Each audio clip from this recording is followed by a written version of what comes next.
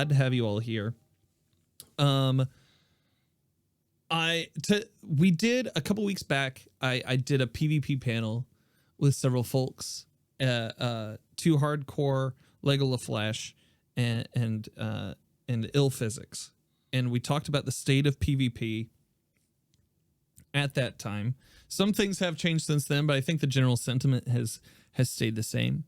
And so I've invited a crack team of PVE Sherpas here in CdoubleG, EpicDan, Vertigo Vixen, and BonaFideHiro to like come and speak about their experiences in the season, to speak about what they think the state of PVE is currently in the game of Destiny 2. But first, why don't we get everybody to introduce themselves in case people don't make it to the end of the episode? At least they can find you on the internet. Let's start with you, CdoubleG. Oh, what up? I'm CdoubleG, and I've been a PVE Sherpa for like 4 years now is when I started streaming, and that's when I started Sherping. And yeah, I mostly just like doing raids. I live in raids. I don't really touch the GMs and stuff like that too much anymore, but yeah, just raid Sherpa. Hi. Well, welcome in. EpicDan, what about you? I am EpicDan. I'm trying to think how long I've pretty much been playing Destiny since its original inception in 2014. And I've been playing pretty much ever since, and I've been, I guess, doing the whole raid helps, PvE helps thing since taking King. And I'm pretty much EpicDan everywhere. Look up EpicDan, you'll find him. Heck yeah, you'll find him. Vertigo Vixen. Hello. So I'm the Vertigo Vixen, or SarahJenea. I know a lot of people say that a lot of different ways, but it's Jenea. So if you try to look for me on Twitter, you can try that, or you can just type in the Vertigo Vixen. And I guess I've been, I don't even know how long I've been doing raid helps before I knew what I was doing, I guess. And in D1, I didn't even know there was a word for that. So, but yeah, I started about the Taken King in D1, and in D2, we just started reaching out and seeing who needed a fire team, and raids, GMs. I can't really help in PvP, but anything else, I gotcha. Gotcha. So I'm kind of the same way in PvP at least. No PvP for me. Bona, sir. Hello. This is your second time on the show, so welcome back. Yeah, it is, isn't it? Yeah. Nice to be back, man.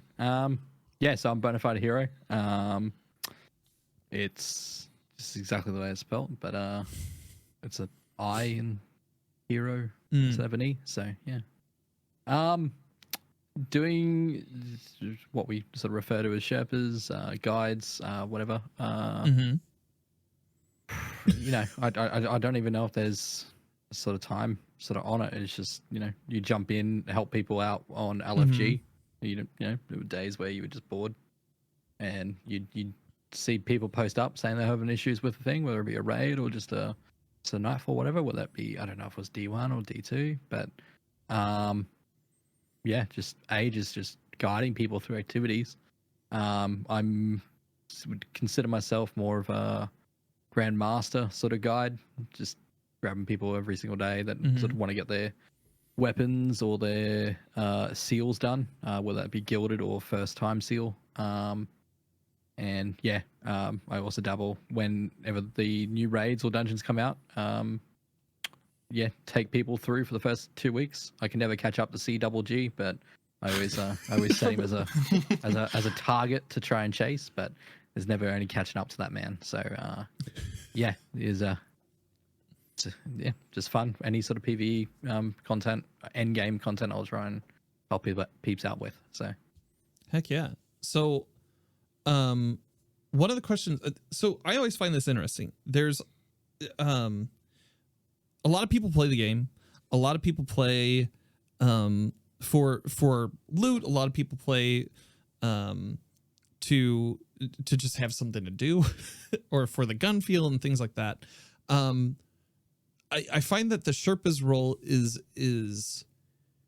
interesting because it's kind of like a selfless act as well. What got everybody involved, not only in Destiny 2, but in like the Sherpa side of things? Was there like a moment where you're like, I'm going to help people and dive in, or is there a little bit more to your story?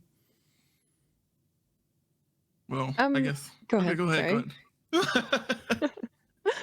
No, you go. You're fine. Okay, so like my story is probably going to be a lot different than everybody else's story because I never had any intention of helping anybody. I was toxic LFG, know what to do, or I'm gonna kick you out. If you die more than twice and make a swipe, I'm kicking you out. Like I wanted to get my stuff done. I wanted to get my loot. This was in D1. Yeah. And it just was so frustrating. And it went on into D2 and Leviathan, even Leviathan. But like one thing happened to me with Prestige Leviathan that made me like stop and think. And we did Prestige Leviathan the first day. And then we wanted to do a second run, and we got people from LFG, and some dude was like really upset that we were getting mad at him because again, I'm still toxic at this point. Right.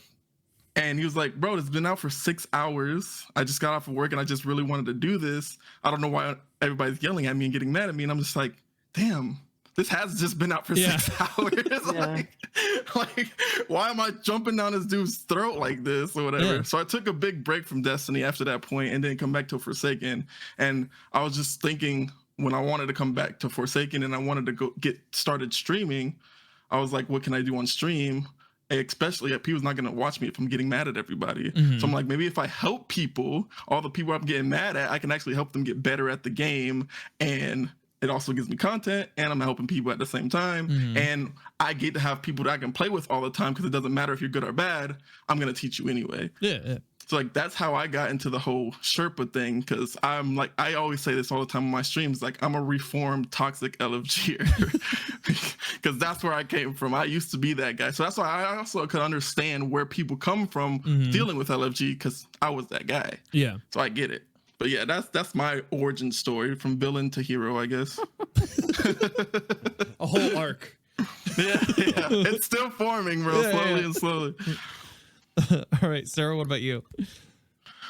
Well, I think in D1 we had one of somebody, just like a mutual friend, like a friend of a friend, and he had lost oxygen to his brain as a baby, and so he had a lot of like obstacles. And just, I mean, we always played with them, and we would have to like adjust, you know, certain things, you know how it is. Like he had some hand-eye coordination kind of issues and stuff like that, so it would be like you would have to look at something a little bit different and just kind of adjust, you know, around him to make it, you know, to just kind of like help him out and make sure he could get through it and still be a part of that. And I never even like, I guess, thought about it, but somebody was like, oh, that's so nice that you give back. And I was like, oh, I guess, you know, we're just playing, and that's how it is. Like how you had said, like you know, you're like increasing your player pool. Like if you're teaching other people, like you can always like have people available like that can raid with you and stuff like that, especially like back in the day. But I mean, I did have rough times and stuff like that, and crying in raids and everything, and it was like but yeah. I had like some bad times in Kingsfall, bad internet, bad just people on LFG as toxic as can be, and it's like, oh, you know, just scared of everything. So I did meet a couple of cool people that were like, well, you're kind of like, they would give you good, not really even criticism, they would just see what you were doing and say, oh, okay, well, this is what works for me. And so it was like, I just met some really cool people and wanted to kind of be that for somebody else too, if they needed that, you know. So try to put a little bit of good out there. Yeah, that's awesome. Yeah. Dan, what about you? I'm trying to remember. I think I had friends. I think part of it was just streaming Destiny at the time. I would be streaming Destiny 1 and would just be playing just with friends, just, you know, doing Kingsfall. and I'd have someone come in the chat and be like, "Hey, can I join?" Mm-hmm. And then they'd be like, "I don't really know what I'm doing," but I'm like, "Yeah, we can show you." Yeah. And I think it kind of just steamrolled from there. You have someone just on the one side, you're just looking to fill a spot. And since you're, at least for me, since you were streaming at the time, you had people coming in that were looking to do a raid. You know, maybe they didn't have the best luck on LFG. And a lot of times that's kind of how it started for me until it just became just, hey, I like doing raids. The people that I'm playing with together, we can not so much carry someone, but we at least know the raids well enough to where if someone's not the most comfortable in the raid, we can still help them get a completion of the raid in a somewhat manageable time while allowing them to have, you know, the experience of doing raids. Because especially way back in the day, there was not the whole Discord LFG thing. There was literally 100 IO. Yeah. And I remember that. yeah. Yes. And then Destiny LFG.net. And both of those were at least 100 IO you could at least schedule, but 100 IO didn't allow you to just on the fly find a group most of the time. And Destiny LFG.net was just luck of the draw way back then. So I remember a lot of people just stopping by and be like, "Can I join the next round? Can I join? Oh, we had someone leave. Is anyone in chat willing to join? I haven't done it before. Well, you know, we can take care of that. Easy. We got so you. that's kind of how it started, you know, just having people needing to find someone to play with, which back in the day was way more difficult than it is now. So just as I guess as time went on, especially as people stopped playing Destiny, player groups needed to find new people to play with, and that's just, I think, for the most part, that's how I got into it. It's just, since I still like playing Destiny, just wanted to help other people play Destiny too. Heck yeah. Red. What about you, Bona? It's kind of a mix of everyone's sort of stories. It's really cool to hear. I guess mine like was LFG too? sort of. Yeah, it's like a Sherpa. It's like a Sherpa support group right now. Where's my toxic people at? I thought I recognized CdoubleG. Yeah, that's what I was thinking too. I think Did I I kick remember you this out guy from before? Did I kick LFG. y'all out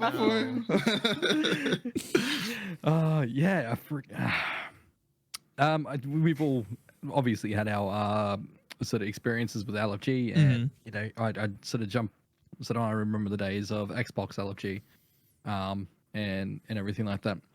It was more, I guess, starting off community based, and you know, I have been from community over the years, man, from game to game, and just, you know, you got a big pool of people, you know, varying different skill sets, varying different times and commitments to the game and elsewhere, and you know, some people you really like, and they don't have so much time, so you appreciate their time, and the time they get on to come and play and hang out, you would use that time to sort of play with them and show them through activities. And you know, if someone's like, I just got in from work and I want to give this a go, but I don't have that much time, so you know, you'd be okay, let's do this encounter for this hour on Tuesday night. We'll hit the next encounter on the Wednesday night. We'll, you know, hopefully get it done by the whole thing by Saturday.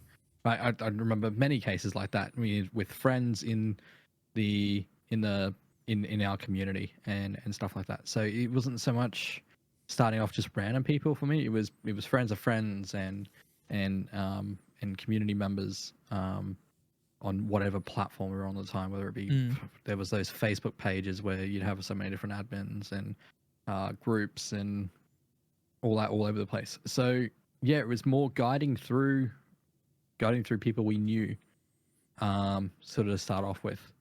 And then when I started streaming, I didn't start streaming to seek to get anything really out of it, but more of a way to, I didn't have the money to buy any recording sort of equipment or anything like that, but you know, for me to be able to clip silly shit that happened whilst I was playing, and so the amount of times I kill myself or like some weird glitch would kill you, So that's what I started for. And then you start streaming, and all these people are coming in. Oh, can I play? Can I play? I'm like, you want to play with me? My dorky mug. You're just like, what?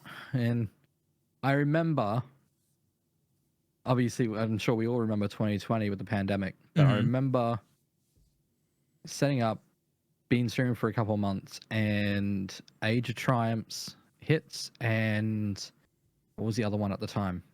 There's Age of Triumph, and there was another one, and they were vaulting they were vaulting all the raids, the Leviathan raids, Crown of Sorrow, and Scourge the Past favorite. Miss you, buddy. Yeah, Season of the Arrivals. So they did that, and it was like if you had 20 plus completions in a raid, you would you'd get 50% chance of getting the exotic to drop. Dan, I remember you had a you would, that's one thing that was one of my first memories of Dan, was he had the anarchy goal thing of like trying to get like 100 people. That was so janky. 100 people anarchies. So he has like this anarchy of this goal. That's like one of my first memories of Dan back in 2020. I remember I talked to Mr. Goodbites to build that thing, and it involved like 8 different, or it involved like 4 or 5 different interconnected things. It was like a Rube Goldberg machine to just even put that up on the screen, but it was exactly bonkers. Right. Yeah. So you had that, and people were coming in just like random. I'm like absolute small fry, like averaging less than 10, and you just get, whether it be 1 or 2 people at a time coming in and like asking to help get their triumphs done and get their seals done for Age of Triumphs and stuff. Okay, well that was my first taste of being kind of like a sought after sort of community guide, and everyone's working from home at that point, or they're not in their jobs and been furloughed, so everyone's on playing the games, so there was just so many people trying to do it. It's crazy. And you figure out how to do raffles and queues and all that very quickly when you got so many people coming and hitting you up. So that's I guess that's how it all started for me. So what I'm hearing in a lot of cases is it was the need for connection a little bit. Like just having, like, you expanded your pool, you made friends along the way, you were teaching people how to fish so they knew how to fish themselves. Like those kind of like stories through all of it. I came from the complete blueberry side of things. I was the blueberry that didn't have a mic, that would message people through the PlayStation messaging that I saw in the tower in D1, and that worked out for me once, and that was like, I want to be that guy for other people. And so like that was kind of my story. Now we all have our moments of toxicity. CdoubleG.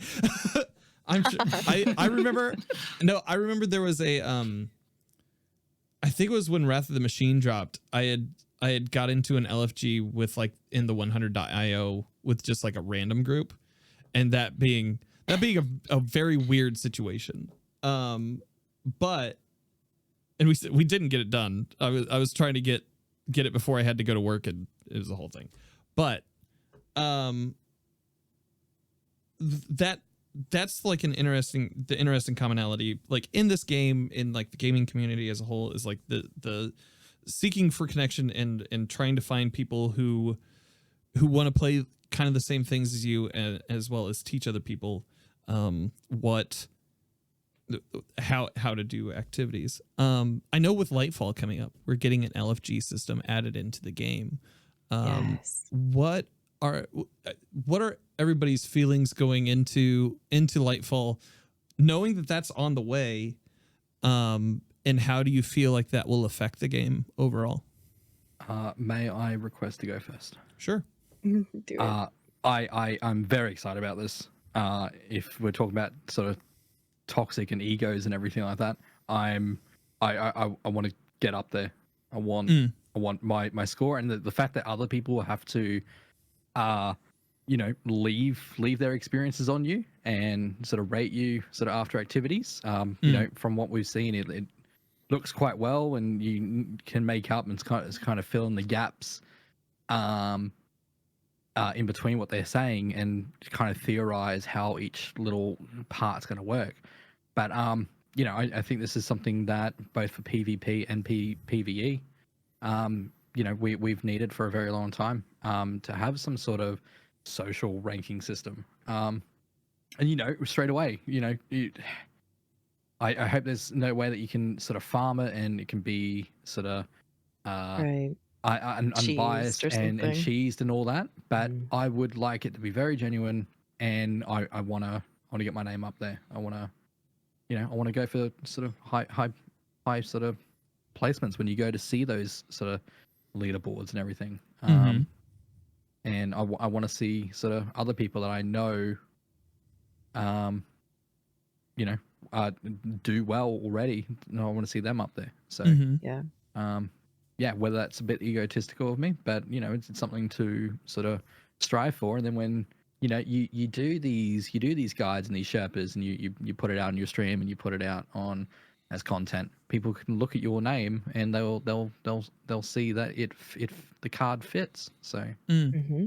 you know, Yeah. So how is that supposed to work? Is it like the new like guided light or guided games thing? It's so yeah. Sorry, go. It's kind of like that. They're adding the LFG in for activities for everybody. They're also adding in a commendation system, which looks like it is going to be working in tandem with that LFG system. So as you get activities done, it'll rank you up in different ways, and people can leave certain commendations on you. I don't have the I used to have a list of the ones that I saw for the Lightfall reveal. I can't find them. I didn't prepare that in depth for this. But like, there's but I know several of them are for like, hey, this person was helpful or it was fun to run with them, things along that line. So that's only useful if you're using the LFG thing in game. Because possibly, if hope that's so. the thing, I hope so. If it's like that, I probably won't be using it much. Like I'm not, you know, if I'm on stream or helping people, I'm going to be streaming and I'm going to be helping my community for the most part. And I won't be jumping into a LFG like in-game thing to pull people from that when people from my community are absolutely going to need help during Lightfall. So like if there's no accommodation system for that, I mean, are people going to think I'm trash at what I do because I have low accommodation? Like, I don't understand. Like, in that regard, I'm not too fond of it the way that it is, if that's how it is. Because my I won't be understanding using it. Was that it was after any activity you played with someone. Yeah. I think it would. Sorry, go ahead. So no, just going to finish up there. That it's literally no matter what activity you play for, where you have the post match report and everything, it's going to be there, and you're going to have every individual person there. So whether you sort of make a thing, but I don't think you could. I think from what I saw again, very quickly from when they showed it, was, you know, you can't just keep playing with someone and keep doing it. I think there may be a cooldown on when you can do it, or maybe you never be able to do it again. So I think they have stuff in place from what I saw. So you couldn't just farm it? You can't farm it, and it's not just locked to that. I'm sure, like, you know, please correct me if I'm wrong, someone somewhere. But from what I saw, it was any activity. Okay, even if you made a fire team yourself, like I believe so. So then it probably can be farmed, because that's just how they farm the raid report with their Sherpas, just doing checkpoints over and over and over. Unless you have to do a full activity, we don't know that detail yet. Well, and if it locks out your account from being able to rank somebody multiple times within like a certain period of time, that could also be a thing too. But it's a system that we're not entirely sure. Right. Yeah. They've just announced it, and we'll kind of see like what they go with it. But that's I hope you are. I want to say about it. Sure. Go ahead. Okay. I think that it's really not going to be a system that might be used by people who are known, or people who, you know, maybe it is more of a system for the LFG, so that you know who to avoid, you know who on LFG is helpful, who isn't going to treat you like garbage, they like, I think it's really going to be helpful for people like that in that way, not really necessarily even for myself because I don't, run on, well, I do LFG a little bit, but maybe more so for the people out there that aren't coming to streamers and stuff like that. Yeah. It could be a way to sort of funnel people towards this new side of Destiny. That there are rewards for making these placements and getting these certain tier of commendations. Just reading up on it just now, there's split up into different categories: ally, fun, mastery, and leadership. And then you've got commendations that then, I think they said 13 unique commendations available underneath each one of those. So you found the list? Yeah, you found I can the put list. it in. It's just a quick sort of thing. Yeah, it's it could be a way for them to try and shift the focus of help more people out through this way, and will sort of reward you. And is way I could see it going. So, Dan, what are your thoughts? I am very torn on it. I kind of feel very similar to a lot of the other people here. As far as the LFG system, as far as the history of Destiny as a whole, the whole outlier for the majority of the community has been this dialogue of, I would be more in tune with the end game if there was in-game matchmaking. I would be able to play this more often if there was in-game matchmaking. I don't like to only have to go here. I don't like the third-party matchmaking system and all this stuff, which I 100% agree with. It should be in the game. The LFG system that's coming to the game is a good addition. However, I do already see multiple flaws with the system, either in its ability to be abused or in its ability to just not be used at all.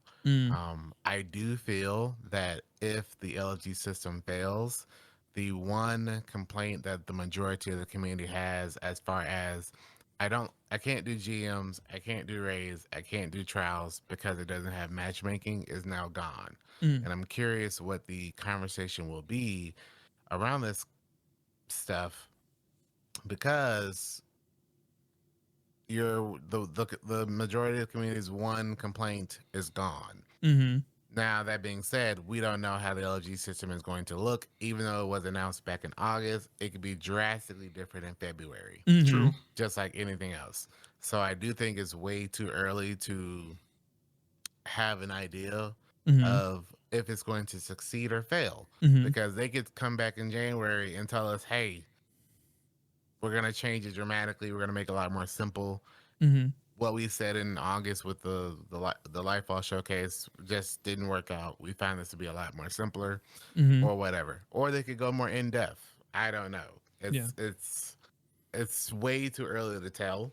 In developments, we all know they announce one thing, they find in testing it doesn't work out, they change it, and then we get a totally different thing. So I do think it's a bit too early. As far as myself, I don't think the system's going to be very useful for someone like myself. But that could be also a detriment because, like has already been said, if you look at Raid Report is abused dramatically. As far as CPs, as far as if you look at like the people Sherpa, there are ways to abuse that system. I am 100% certain that there's a very, very, very, very high chance this system would be abused. However, the people that are making it are previous Destiny content creators themselves. Like I think T-Rex is one of the people that helmed this system. So that, knowing T-Rex himself and knowing he's one of the world's first raider, has played Destiny since its inception as well, and he plays WoW and Final Fantasy, and he knows those systems very well. I am, for the lack of better terms, I am putting a lot of my faith in this system, in my understanding and respect for him. Mm-hmm. You know, I think T-Rex That's is going to fair. make a very, That's very, very promising. good system, considering who he is, considering he knows a lot of the game because we've all seen him, Yeah. you know, play the Yeah, game. yeah. You know, we know he's a world first raider. He has the experience and the resume to back it up. That being said, there's probably, just like everything else in Destiny, there's going to be a way people abuse it. Absolutely. Or there's going to be a way people that don't use it it'll get tossed to the side like guided games. I just don't want to see LFG's system to be tossed to the side like guided games. I am very hopeful for the LFG system and the commendation system, but I have my fears. Yeah. But we'll see. We're still like 6 months out. Yeah. That's a very genuine take and very optimistic of you. Really, yeah, it's really cool. I wonder. I mean, I've thought about it a lot, and I don't talk about it a lot because a lot of people either are for it or against it. But I've spent a lot of time thinking of it and all of the pros and cons and what'll come from it, what might not come from it. I've had a lot of people say, "Oh, Daniel, your whole whatever is going to be all up in smoke because of it." And I'm like, no, not really. How? Yeah. That's the thing about if anything, it's a help. It's a help to the system, either for the people that either don't like streamers, because there are some, or don't, you know, like whoever. And I don't think my position in the community is going to be, or anyone's really, is going to be changed from having a low commendation rating because I don't engage with the system as much as someone else. Just like my raid report is pointless to someone who engages with it way more or abuses it. Yep. So I'm not threatened by it. If anything, it's a help to me. Yeah. So as long as people think of that way, because I've seen a lot of people worried or taking it too seriously. One is just a game. Two, it's, if anything, it's a help to those that either can't be helped by streamers or communities in general. Think of it as a help, not a detriment. So I think, but I do fear that. I'm sorry. Oh, go ahead. I do fear that what LFG would do in game with the matchmaking is people complaining that they keep getting put up with terrible teams, just like how solo is with PvP. It's just like, oh, I always get terrible teams in GMs. I always get terrible teams with raids. And most of the time it's just you. But that's neither here nor there. Like they don't want to hear that though. Yeah, they don't want to hear that. But it's always, you know, they're always blaming somebody else, and I feel like that can be one of the downfalls to the matchmaking for endgame content, is because they're getting paired up with people at their skill level or maybe below their skill level. Because I don't think they're gonna put like skill-based matchmaking and PVE activities. Oh dear God. Lord. Even though they could with the I think it'll API. be region. They'll just make it like Yeah. someone close to you. That's Absolutely. The safest bet. So that I see that as being a problem, the biggest problem, honestly. But other than that, I don't think the accommodation system, I don't even think nobody's going to judge people based on their accommodation system. Yeah. If it's high, they'll be like, oh my goodness, it's so high. But if it's low, I don't think anybody's going to be like, oh, it's low. Like, nobody's going to say that. Yeah. I I don't think people will abuse it unless they tie cosmetics to it. Yeah. Or seals. Some sort of maybe seals, but not cosmetics. There's Well, I've heard rumors that they are going to bring back the like flaming helmets thing. Oh, okay. The But glow. sick. tie it to a certain rating of a glow for high master or high leadership or high whatever the other ones, having a different glow tied to that for each season and having that reset each season. If that's the case, They're going to force me to play that. They're going to force me to play that. Exactly what I'm saying. Exactly what I'm saying. Again, it's still 6 months out. So Yeah, absolutely. it can be changed. I still don't think I could ever ask anybody to leave me a good review. That doesn't feel good to me. Oh, I've Like and done that subscribe. else. I don't know if I could do it for real. I've also had a thing where I would tell someone after a completion of something, yeah. don't forget to give me Don't forget to rate and review. So, I don't think I ever do it for real. But like, hey, make sure you like give me a 5-star on my Yelp review. But like, Right. Yeah, that doesn't feel good. But I mean, you guys, everybody has like their community already to where you know those people that know how smooth it is to raid with you, how you'll teach them things, you know. People always are gonna, they know where it's good. If it's a good hang. Yeah.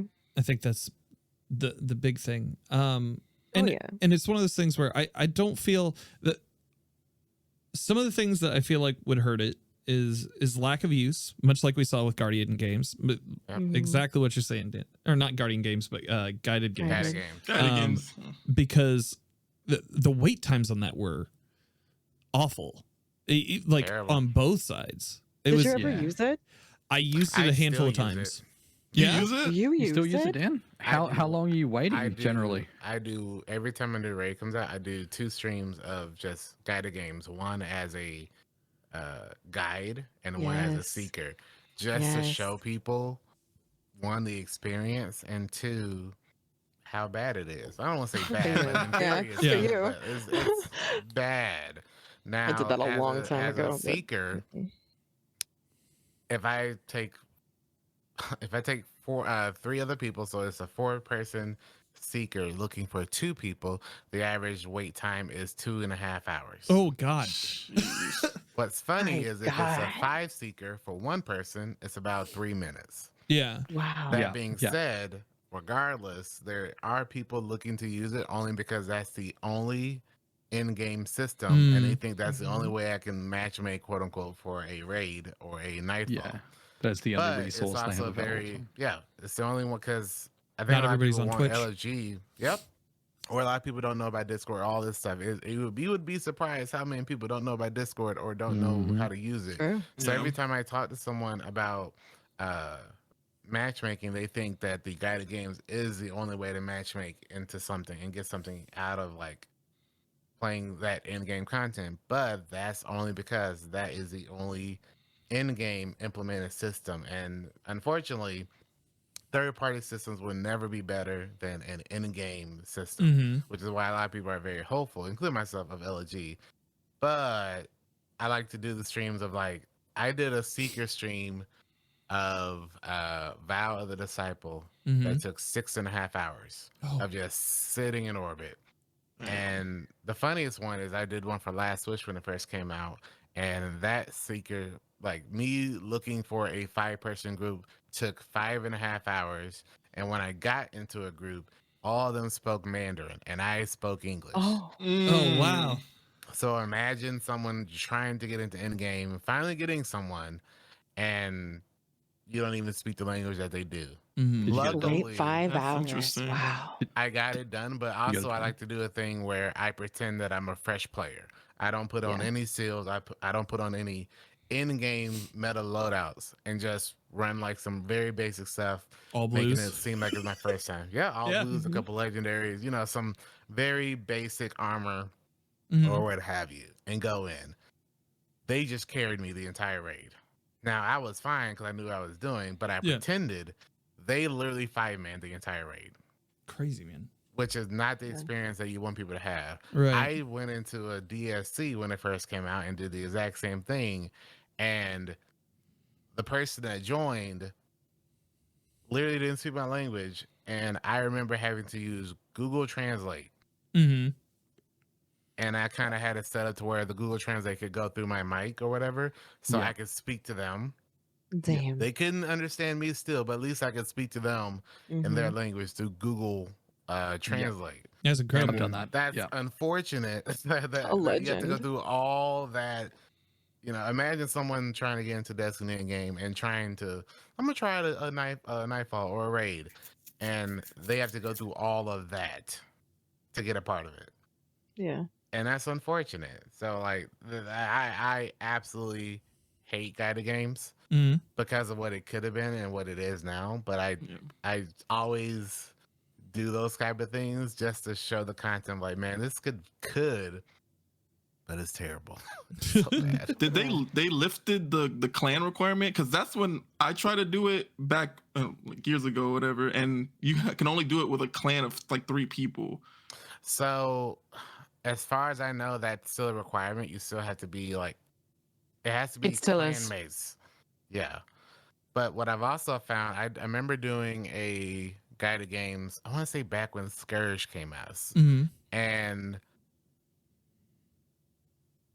I wanted to test whether or not you could abuse it by having someone seek and someone in your clan seek, and rest of your clan guide. Yeah. What I found is it will, at least at the time, because this is back in Scourge, like 2018, 19, it will not find someone on your friends list or in your clan.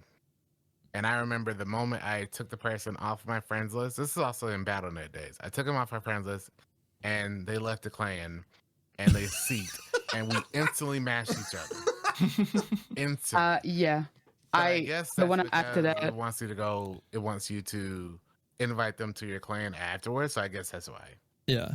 I've done that. Like all of my Sherpas emblems. So for those that don't know, when Beyond Light came out, all of the Leviathan Sherpas emblem were removed from the game because you couldn't use them anymore, right? And then they brought them back later on so that people could get them from any raids, not just Leviathan or Leviathan layers. And we decided we would get them, but we went for like Garden and those raids that, well, there's legit nobody that does guided games because, like Dan says, first there's nobody, and then second, those are old raids and people were playing new content, right? So he cheesed it. Yeah. He went in with somebody that was not on our friends list. We would seek and search at the same time, and we would match. And we did, I don't know how many requirements. I think it's 50 encounters total for like the biggest emblem, and we did that. I think we did like 4 Garden and 3 Last Wish or something like that. I don't remember exactly, something like that. But yeah, you can definitely do that. And so people that are seeking the emblem, that is the fastest way to do so. That's how you do it. That's how you do it, because otherwise, either like you said, I have a friend of mine who went and did a Last Wish. They were a group of friends together, 5 people, then up matching with somebody that was Chinese. And they did the raid. They tried to explain the raid to him, but like you said, they don't speak the same language. So yeah, you have to have 2 to 3 people from your clan, 2 other people from whomever clan, and then you have to match with somebody that's in neither clans. And yeah, that's a thing. I can confirm as recent as Beyond Light, at least. So yeah. Every single person I know that has those emblems have all done the cheese. That way. The only reason I don't have them because I haven't done the cheese, but like the one time I was working on it was back when they first came out. They came out way back with Last Wish. And then, like they said, they removed them and then they changed the requirements and they just made it to everything and all that stuff. But I know of multiple people that literally do the exact same thing. I know of a couple of people in my community who they have a weekly guided games night. Where goodness. They do the raids. They do like all the raids, but they do it in the guided game system. They just one person just decides to be the seeker that night, and then they just join up and they do a bunch of raids, so everyone can get the emblem and get like their stats for guided games buffed up and stuff. Because if you remember, if you go to your clan tag, there's still a guided games rep thing, and they like to keep their guided games rep at 100%. Crazy. Good on them. I got mine done because I used to like to keep our Oathkeeper score or whatever up all the way. So that's why I had mine done, because we did. It was during Last Wish, and we would go in there, and there would always be people using it, though, you know. I mean, it was still, they had to wait a long time because, like, we would ask them. It really wasn't ever very long that we'd find somebody right away. So I thought it was cool initially back when they introduced it with Leviathan. I remember the first time I touched it was when Leviathan first came out, and I will never forget. I'll never forget asking the person that we matched up with. He was a French speaker, which again, that was a bad start. Anyway, luckily he could speak broken English. Yeah. You know, he could speak it well enough to understand, but he was a French gamer. And I remember asking him, this is way back in 2017. I was like, okay, I'm curious. How long have you been waiting in orbit as a seeker? And he's like, I've been in this queue for about an hour and a half. I made lunch. You know, I've been doing my dishes, and I just walk by every 5 to 10 minutes and see if it's found the group or not. And I was like, I pressed like start 30 seconds ago. And found you. So it's tough being a seeker, but the guide side is like super easy. Yeah. The 3 times I've done it, we've gone in with a fire team of 5, but we found someone within, Dan, as you said before, roughly 3 minutes, 5 minutes maybe at the most. But we found a random there. Going on to the sort of conversation, Dan, smack me on the wrist if this is going too far off topic, but it's okay. This is a conversation, man. Breaking past the boundaries of sort of language and communication to do our guides and do our Sherpas. Mm-hmm.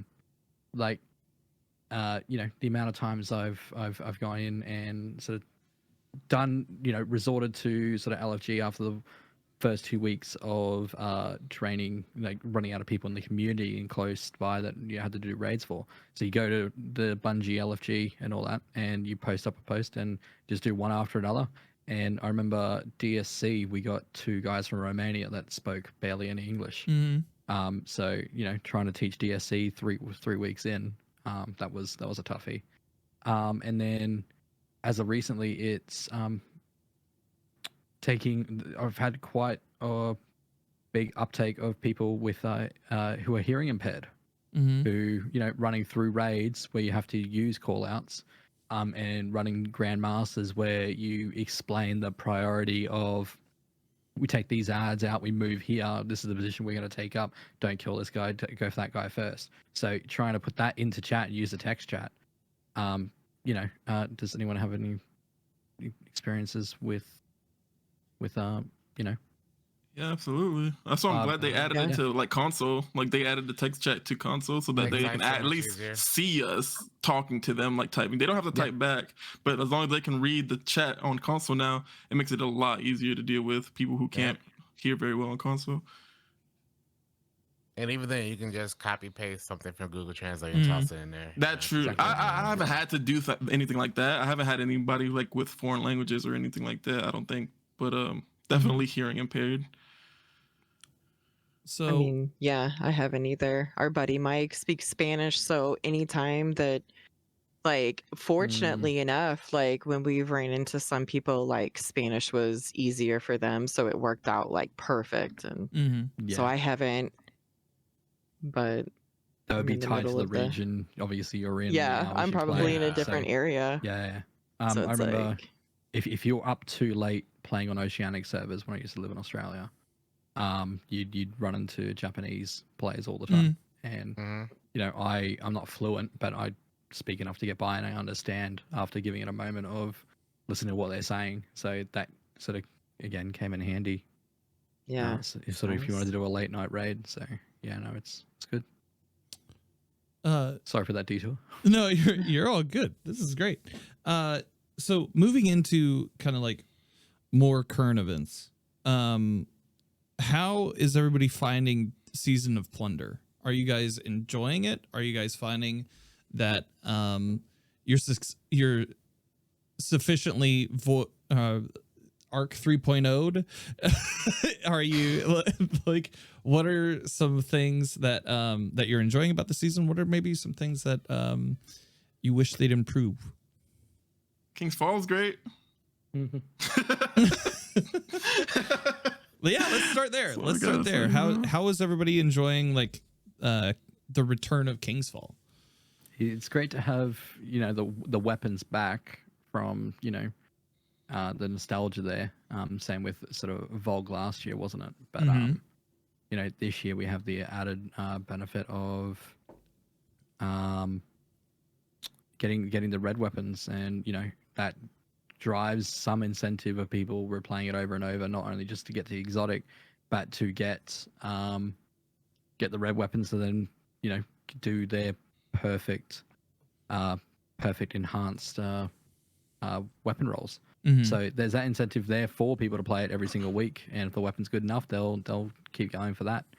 So that's generally what I like. I sort of go for those sort of straight away, and I'll be sat doing any activities with my red borders, whether to just get the neutral element or to complete the frame, so I can start leveling up the weapon myself. So yeah, that's, I think, since the start of Witch Queen, red weapons and just grinding has been sort of my go-to sort of just pastime. So to have that for those old weapons is good to build on what CDub said. Yeah, just the raid itself for me is just one of the best raids ever made by Bungie, and I'm really happy to have it back till I can play it, because I don't play Destiny for anything else but the actual content that's in it anymore. Like the meta is always going to be very set when it comes to PVE, as it seems like it's very little diversity with meta and PVE. At least the meta, you can always use a bunch of different things, but as the meta is always going to be linear, like not linears, but it's going to be just one thing. And I don't feel like grinding weapons a lot of the time, so I just play for what's content we have in the game. And King's Fall being back has just made me play this game more this season than I have in the last 2 years, I think, because of how much I love that raid. But that's what this season gave me. Yeah. Were you big on the raid back in like D1? Did you know? Oh yeah, but I was toxic. Yeah. So it's a lot better now that I've done it so much more already now than the entirety of D1 because I just got so frustrated back in the day, and I couldn't. I would spend 6 hours switching out fire team member after fire team member after fire team member. Because of how I was back then. I didn't teach anybody back then. If you didn't know what you're doing, you were wasting my time, not realizing that I'm wasting my own time getting new people in over and over and over again. The hubris of youth. That's and with that mentality, it's kind of like if you had just made friends with peeps and then train them up, you basically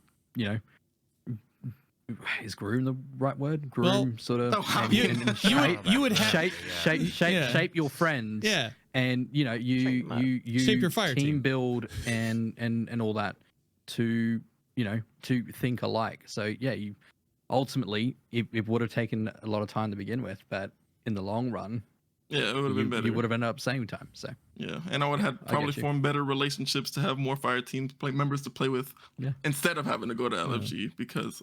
But that wasn't me. I was young. Obviously, how long ago that was? Like 20 years ago? Was that 20 years ago? Probably not yet. No. Right.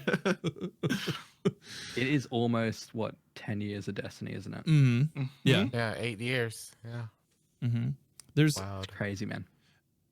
Going back to your comment on like the PVE meta and like how that doesn't really change. I think we're seeing a lot of I've really enjoyed the 3.0 abilities that they've injected back into the game. I feel like that has helped at least kind of liven up the puzzle that we have each time that we go into an activity. Yeah, if you're not a warlock, but yeah, sure. Because they hate warlocks for some damn reason when it comes to 3.0 subclasses. Look, you get to stay alive all the time in Void 3.0 with a warlock. But the it's to the point now where I feel like I am using. It doesn't really matter what weapon I'm using as long as I'm using like the same archetype to complete like the champion puzzle of it all, because that at least in in-game activities, it feels like that is where you start running into roadblocks. It's not so much the mechanics itself, it's when you run into champs and the like. Anybody else feeling the same way? Well, me just doing raids, not many champions. Right. So I mean, if you're doing master, you have like one champion per encounter. So it doesn't change much. There's not really much barriers like when it comes to champions. But in GMs, I guess that is an issue. Like, I know in GMs, it definitely comes up more often, especially like this season we have Lightblade, and like it is a very solid strike, but it can be punishing with the amount of like anti-barriers that you have in there. And the light bearers I think pose the largest threat, but you really don't have, you just kind of have to wait them out and dwindle them down. I think light bearers is something that needs to be added to the game in all areas. I think light bearers should be in raids. Light bearers should be just walking around in social spaces, or not social spaces, but like planets or whatever. I think we need more of the light enemies outside of just light blade or whatever couple strikes that they're in. I think those pose real threats. Champions, I feel like champions are easy. That might be. I don't mind champions either. Champions, I think, are very easy. I would say champions are easier only because you are able to stop their exactly. I would say they're just as big of a threat. However, as long as you bring the right tools, you get 5 seconds of just free, whatever. Right. Whereas I agree that I wonder if Light Horde or like the Light Blade guys, I wonder if they are the future of Destiny in-game enemies. I hope so. Because I wonder if this, I hope so as well. But I know that they have heard the, what was the best word? The exhaustion of champions. And sooner or later that champions have to either be evolved on or phased out. And unfortunately, if they keep releasing content with champions in them, sooner or later people will get exhausted, and it's obvious all of us are exhausted with champions, especially with the artifact not being consistent or just making metas or just champion requirements that sometimes just people don't want to play with. I am curious if they ever would go back to making what they wanted to originally, which was a champion slot, for example, like anti-barrier kinetic or something like that. So all you need, if nothing else, is just on that slot you can take care of the champion and you can run whatever you want to in that slot, instead of cycling out sometimes a champion mod on a set of GMs that people don't like, or master or whatever. But I really hope that they, like C-Dub said, I hope they move away from champions, because champions are sometimes free, but also is very limiting in what makes Destiny unique, which is their weapon diversity. Especially because of everyone likes to use different weapons. And I've heard multiple times that if you enjoy using certain weapons, no matter whether or not they're meta or not, you should be able to engage for the most part in all sorts of content and not have to be locked to using something because that's what the meta is, or that's what the artifact is forcing you to use. That's why people hated the prestige raid layers. Well, that's because it was locking you out of what you wanted to use. It was also forcing you to engage in weapon archetypes that either you did not prefer, or, let's be honest, some content should not have you running a sidearm in it just because. No, you're right. I liked it because it was like the random rolls, but I know exactly why that's not popular. Of course, I know why people didn't like that. Now the difference in being forced and spicing it up is you have player choice. If the player chooses to do it, then it's fine. But if the game's forcing you to do it, then most of the player base is not going to like that, which is understandable. Because like you, sometimes I will just put on a bunch of stuff that I know isn't optimal, but hey, I just want to switch it up. I just want to just try something new. Because otherwise, if I don't try something new, I will get bored with the game very quickly. And that keeps it very fresh for me. Like, oh, this was fun. I didn't know I would like this as much. The difference is I ain't making that choice, and the game is not making that choice for me, nor locking me out and forcing me to like, okay, I don't really like this. Let me swap it. Oh, I can't, because I have to make sure I have this for this champion and all that stuff. And it's very unfortunate. But I agree that, champions kind of need to, not be the focus. Well, I don't think they need to go away, but there definitely needs to be more enemies that require you to just refocus refocus on the champions, or not the champion, but refocus on the enemies. Have them be more threatening, but not be tied to just stun them real quickly and then just and melt them. Damage. So I think champions are fine in small spaces. They're unique, but I do hope that they create more enemies like the light blade guys, and I'm very hopeful for the Lightfall trimmers, or like whatever they're called. The tormentors. Tormentors. And they've already said in those sort of releases we've already seen that will see those guys in the open world, and they will, you know, to quote you, Dan, give you tremors, because they'll you know, they said they will be unforgiving, and when you do meet them, whether it'll be in the story, and so. You know, I think definitely a varied. We had the Lightbearers for Witch Queen. We'll have the Tormentors for this. It's a literal invasion of Neo Muna. So, you know, I'm sure we may just get that out of that. That's good. Hopefully. Yeah. So, talking back to Dan's sort of thing about GMs, I think.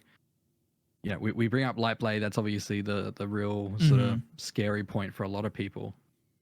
GMs in general are just sort of can be unforgiving. It doesn't matter if you take your eyes off the screen for a second, you turn around to say hello to wife, or you read a message in chat, you wipe, and then you're back to orbit. You know, you can play the easiest one, Saber, this season, or quote unquote easiest one, and you know you're done. It's as we said before, it's all about your sort of positioning and your loadout and the gear you take and how well equipped you are, and prioritizing targets. And the hardest one can be the easiest one to the sort of right team and the most sort of well equipped team. It just so happens that, as we were talking about, you know, Lightblade does have the most GMs because the amount it spawns. How many champs in the? There's like so many, including I want to say there's 10. I think it's 18, isn't it? In Glassway. So Glassway's got. Oh, I thought you were just talking about in the boss room. Right. Yeah. So.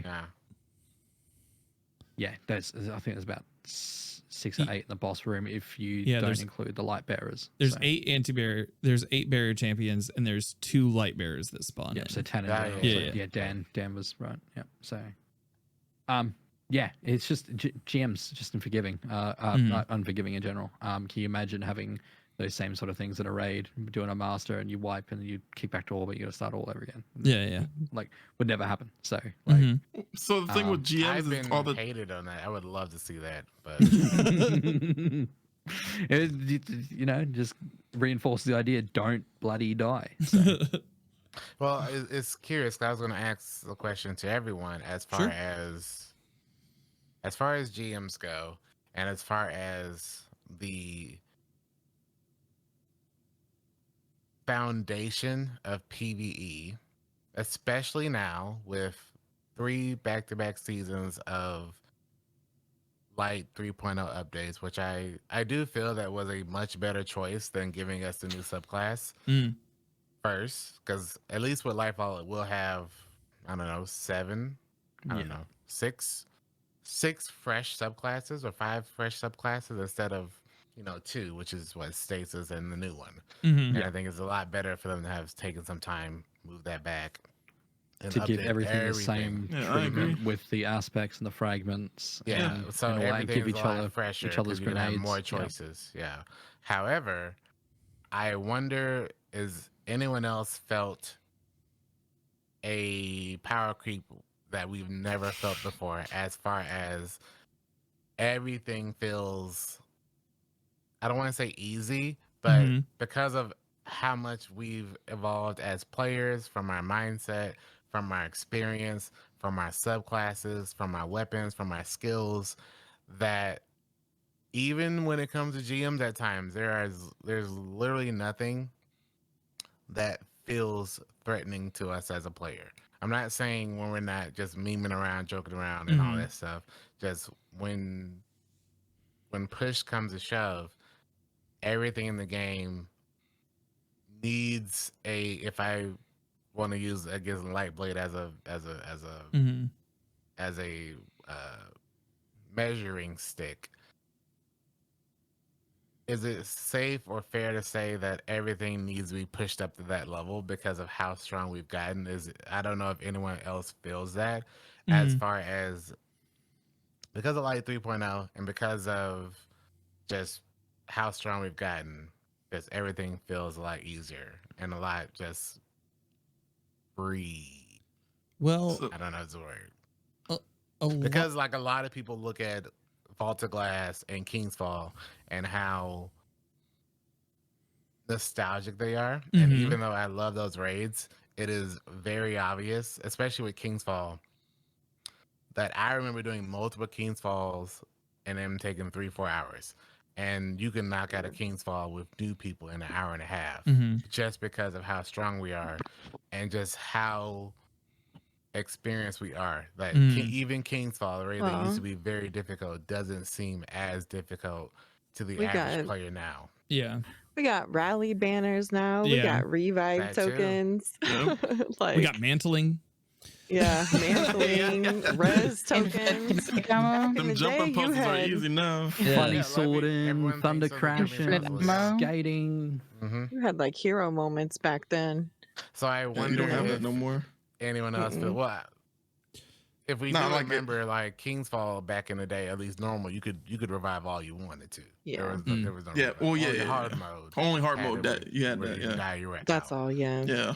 But everyone remembers having to do multiple cycles of, say War Priest or Golgoroth or whatever.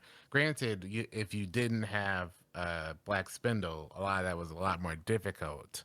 But like you said, you can mantle now. But like I just remember like the same thing happened with Vault of Glass last year for me. A lot of people that only played D2 were like, y'all thought this was hard?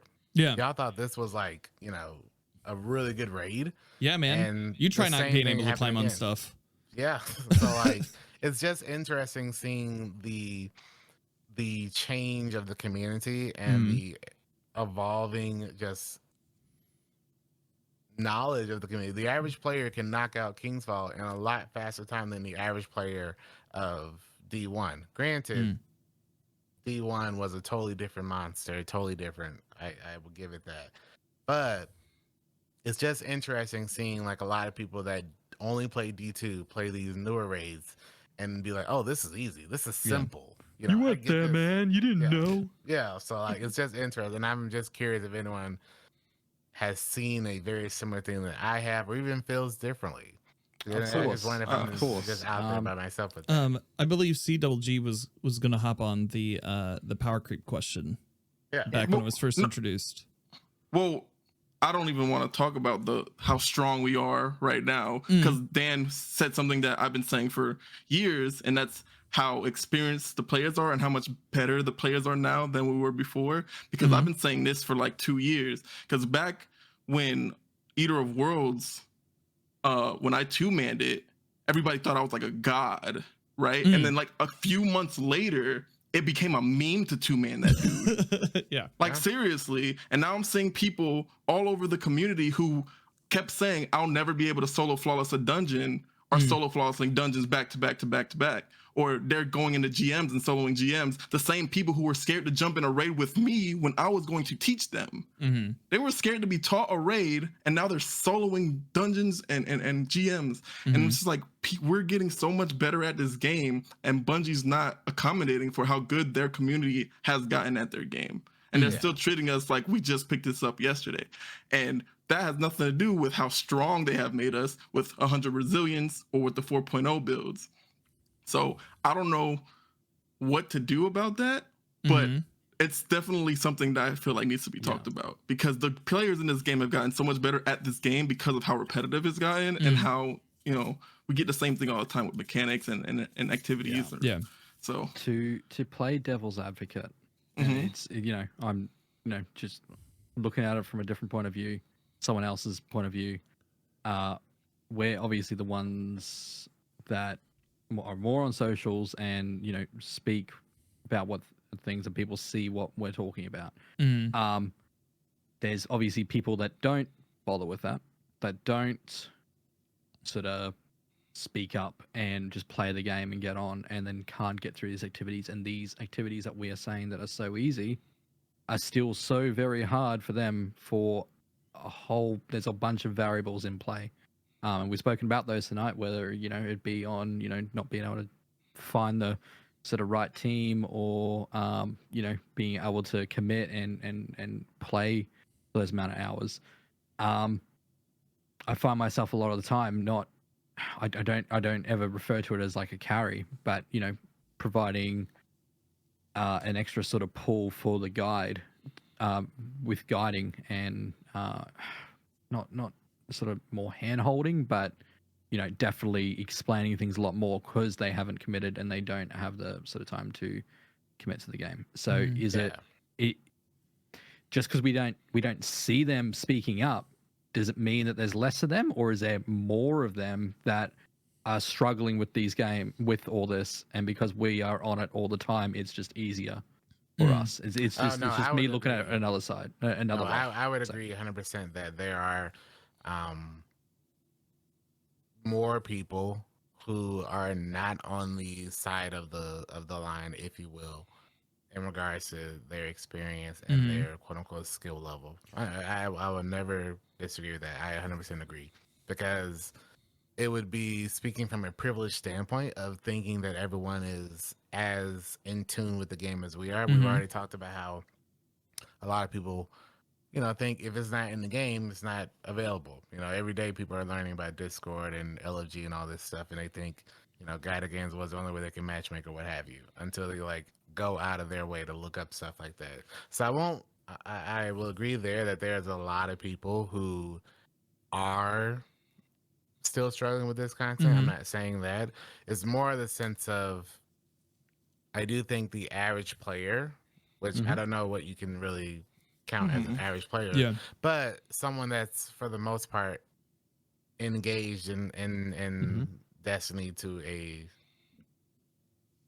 somewhat active level, not including just, you know, hopping on and doing their weeklies. I do feel that a lot of them aren't as afraid of engaging in stuff like CDub said as they might have been 4 or 5 years ago. Yeah, I 100% agree. The average person, that's all. Yeah. Because I remember, like you said, with the two-man eater, I remember watching Slayer Rage, solo Crota, way back in the day.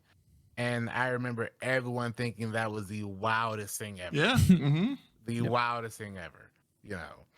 And nowadays, every day, someone's doing not even something super crazy, but just, you know, solo master, Nightfall, solo, you know, all this. It's just more common now. Well, it's a triumph too.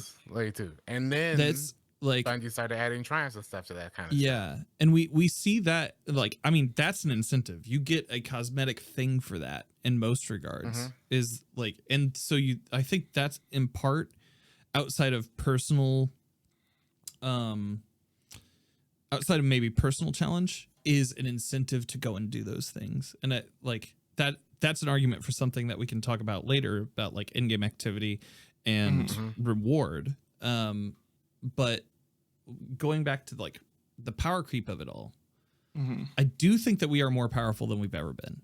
Absolutely. I feel like the systems that we currently have where we're having to like climb light level each time in order to take on these enemies, for the most part, when we meet or beat the level, or even are like 15 under, you can adequately take care of most things in the game. I feel like they have a really good thing built in with contest and the legendary story campaign that they did last year. I feel like that was kind of like the perfect, this could be nostalgia, this could be all sorts of things, but going through that Witch Queen campaign on legendary with me and like a buddy, that was the most challenged I'd felt in Destiny in a while, and that includes GMs previous to that. Now since then, yes, I think the 3.0 system has like empowered us and given us abilities that have made it so that we can tank a little bit more. But the resilience buff also helps there. And so, but I'm almost fully prepared for a big old smack with Lightfall. something tells me like to be hit with like a big challenge, like, or either challenge or systemic, because let me posit something. What if the Guardian rank system isn't only a social based system and it's more about it is a system that allows you to unlock certain activities rather than a power system overall? Instead of being 1600, I thought that's what it was. That's what I would assume that it was. In Where that you have to do certain prerequisites in order to be a part of or be able to access, yeah. say trials or raids or nightfalls. So rather than being like 1600, you're level 11 and that unlocks everything. Because right now with the powers that we have, it doesn't really lock us out of much. The seasonal, we climb the 10, the 20 every season. Every season, 200 for an expansion. And it's like we hit that, but I don't know if that's a system that sticks around. It's when I do think sooner or later it's gonna be gone. Though. I agree. Mm-hmm. Yeah, and they listen, and they're aware of what people are saying. You have to be really daft to think otherwise. It may not look like it at sort of times. Yeah. What people are saying, but they know what we're saying. So maybe they're just putting pieces into play to be able to make the change, because it's not just going to be an easy overnight flip the switch. Yo guys, this is what's happening next season. Everything's fucking changing. No. It's gonna be. I was kind of thinking of it the opposite way. Yeah. That they are mounting to that. No. I have been wondering, which I think we all have, that with all the changes, with all the buffs, I was thinking myself that they were going to give a massive buff to compensate for the foundation of the game now. Just make everything, I don't want to say more difficult, but because all 4 subclasses can clear out a room by themselves, just make it to where everything doesn't die as quickly to compensate for, I guess, all the light updates and stasis and whatever the new subclass strand is. Because I don't know if anyone feels that they can take their subclass to the full potential without just waiting around, And if you can, once you have 5 other people or even 2 other people, that's, So maybe that's what I've been thinking. Maybe they do all this stuff and they be like, okay, let's rebalance for 3 or 6 stasis warlocks or something that can clear out full rooms, or the Heart of Immolite Titans or something. But hey, I like your idea more. It probably seems more feasible for the Guardian rank scene to be the new requisite. It just seems, I said last week on last week's episode that it feels like there are a lot of systems that are kind of in flux, or like there's some that work better than others currently. I like that they're getting away from planetary materials as a currency and turning that into like a rep based thing, like we've seen on the Throne World and on the Castellum so far this season. I like that they're doing away with that, because it simplifies everything across the board and allows players old and new to, I don't know if interact more with the system or maybe understand the economies more so. But it wouldn't surprise me if we saw with Lightfall big systemic changes to possibly core playlists alongside all of these things. Yeah. What do we have confirmed for next season? Next season's the PvP changes season. Next season is really nothing besides. We should get a dungeon too. We're going to get a dungeon. We're getting a dungeon. Whether that be, some people are saying Crota, but we'll see. People are just speculating. Yeah, I think it's a brand new dungeon. Bring the Vex.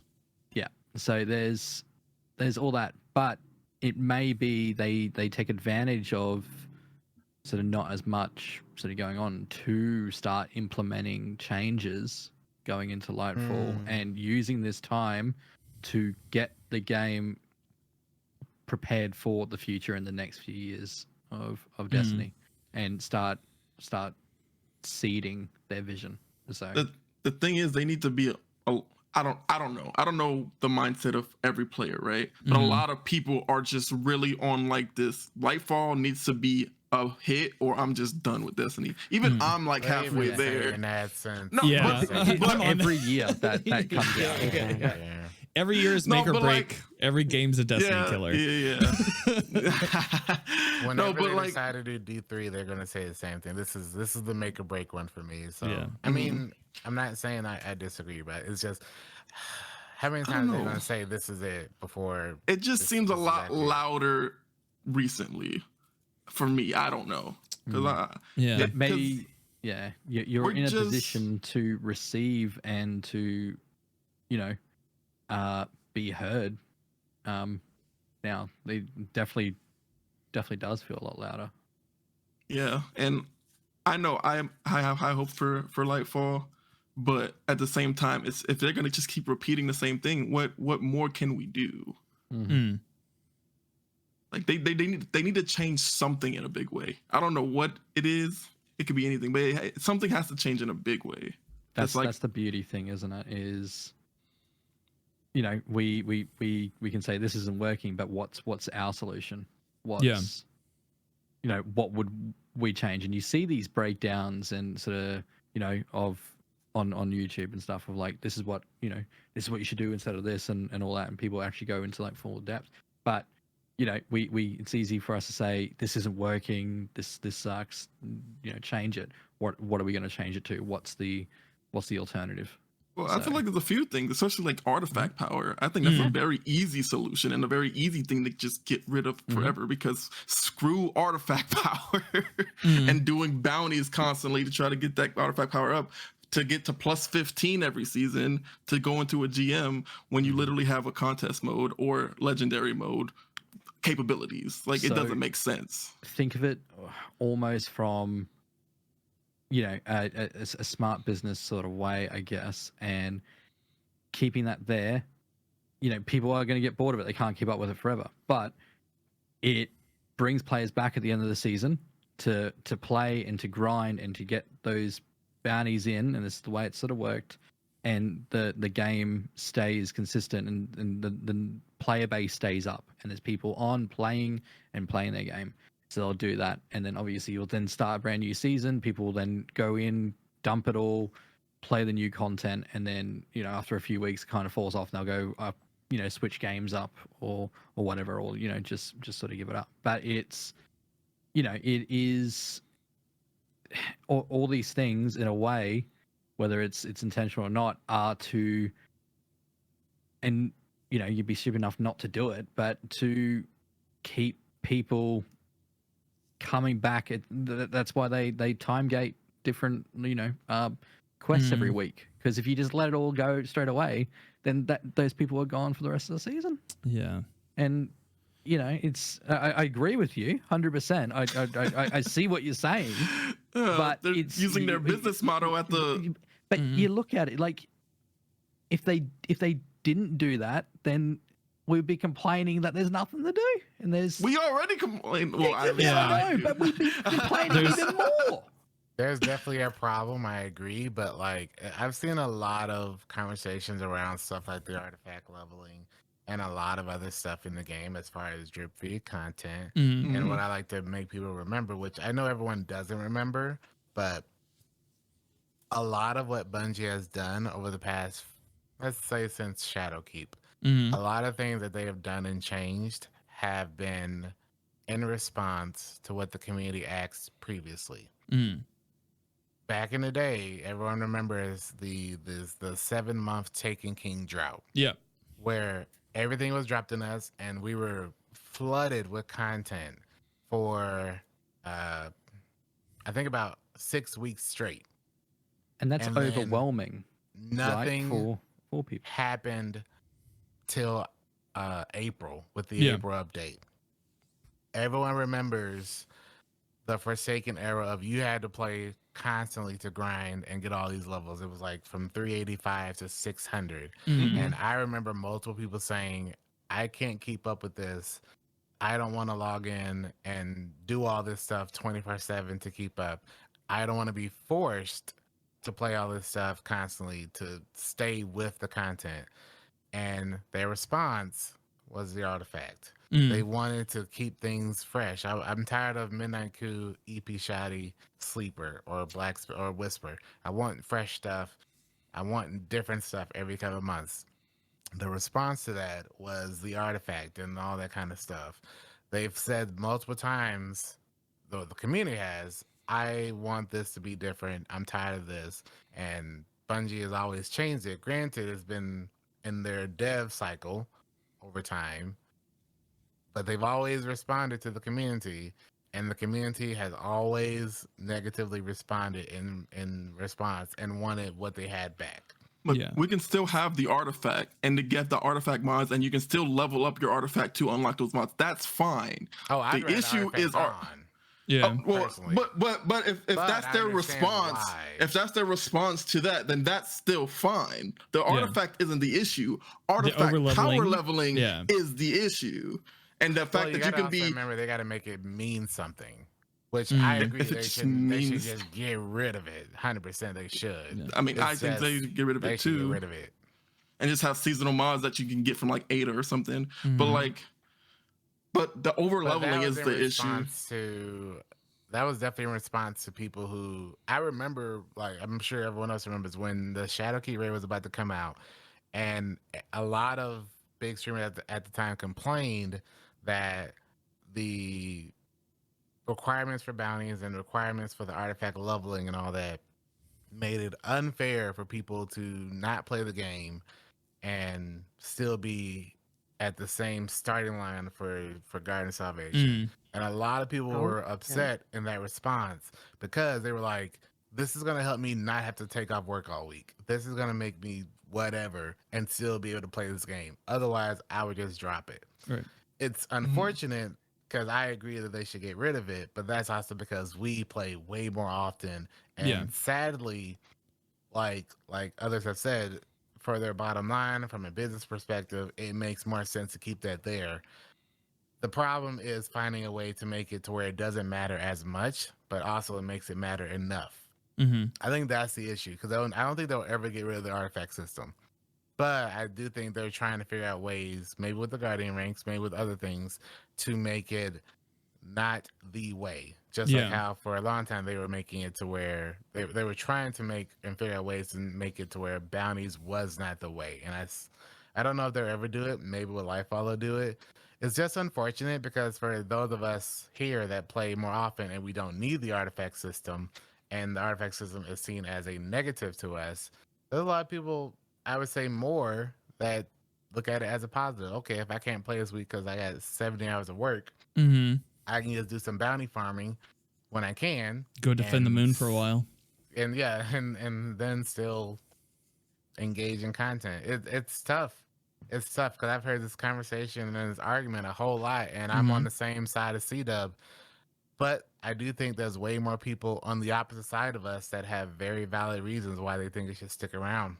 Yeah. But the tough part is finding a way to not make it the way. It shouldn't be the way, because I can't outfight.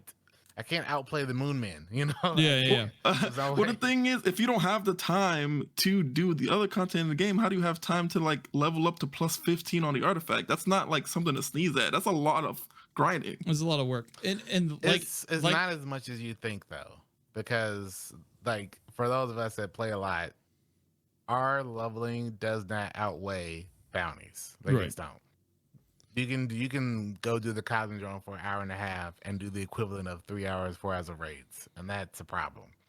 You're right. There's no way, you know. So like, that's the problem. They could change the way XP is gained, where like completing activities like Grandmasters and raids, making that be way more worth it.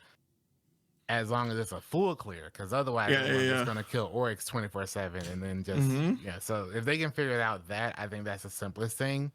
But I do think the artifact, and I've gone back and forth with this for years, because there was at one point I was like a hardcore, if you're out there doing the moon, I don't want to see, all this stuff. But after a while, I'm like, I know you don't got 40 hours like I do to play this game every week. I get it. And your moon minting is not affecting my enjoyment of the game. But I do hate that, master content and GMs are having this whole, like, you got to do you feel the need to do that. Yeah, you feel the need to do it or play a whole lot. But I'm not going to ever push the game. I'm past the point of pushing the game to appease me, and instead just accepting for what they can, accepting hopefully that they can change stuff, and understanding, I guess, for myself, these things are in place and helps people that have lives outside of Destiny, that have work, that have family, that have whatever. Because at the end of the day, it's better for them to play the game than not play the game at all. But I'm 100% with you, C-Dub. Those Moon Man, I swear. I don't have a problem with the Moon Man. There just shouldn't be a requirement to have them. I like, that's 100% it. do. I 100% You got I got a problem with the AFKers, like that's in there with those are Isn't the that the ones. Moon Men? Right? The Moon Men are the AFKers. They sit there in that little area just tossing Ash and Wake 24 times. And I'm sitting here doing a dungeon and a raid, and they got 3x the amount of XP I got next time. So something about the change of the economy of the planetary mats and like how much they said heroic and regular public events would be rewarding outside of those things, or like what those numbers were that they gave. Something tells me that they're about to rebalance XP as well with that change. Like, yeah, I would think so. Look further towards the upcoming expansion. I think we're seeing they were quiet for 4 weeks. It was like pretty light on the TWABs. On TWABs. Yeah. Like, and I know Hippie said something during that was like, that means that exciting things are happening and people's heads are down. they're doing work. It's when we come out and say big things that like we have things to say, or like, of course they'll have things to say, but that's when they're kind of letting us peek in a little bit. So it wouldn't surprise me with development cycles the way that they are. They've probably already been working on systems to like reinvigorate everything, and we're just going to see that in Lightfall. I had somebody come in and chat yesterday that was like, they were talking about the Festival of the Lost, and they were like, "Is this a prank on us, man?" And like they came in kind of hot, and I was like, I don't think so. I think that this was just built and they're using the same system as they did last year, and something broke, and that's where we are now. And then they came back with like the reply of like, yeah, man, I think they're just all heads on for Lightfall. And I was like, I think that is probably the decision. Which makes me very scared for next season, because next season gonna be dry as hell. Maybe. I think it's gonna be 100% dry. I mean, you're probably gonna get the Christmas thing. You're gonna get the DLC, the dungeon and the master. What was it? And I think that's going to be like you said, the chill season, because you gotta also remember, generally, I don't know how it works anymore, but at least back in the day when the expansions came out in September, they had a 1 month period in January where they just didn't talk to the community, and this is where a lot of people took their breaks, did that again. They did that before Witch Queen too. Yeah, so they still got to do that. And I don't know, I would assume they're going to do it in January again. So it's going to be a pretty dry, you know, and then the holidays, everyone's going to be dealing with, Thanksgiving, Christmas, and all that stuff. I agree. It's going to be a dry season, and they're not going to say a lot. They got their head down. You know, all eyes on Lightfall. The new season will launch on the 6th of December. So December 6th. Oh yeah, December 6th. So I'm going to show you guys. So we still got 7 weeks. Yeah. I'm going to show you guys this, because this is something that I thought was pretty clever of me for planning for this show specifically. but I broke down the weeks.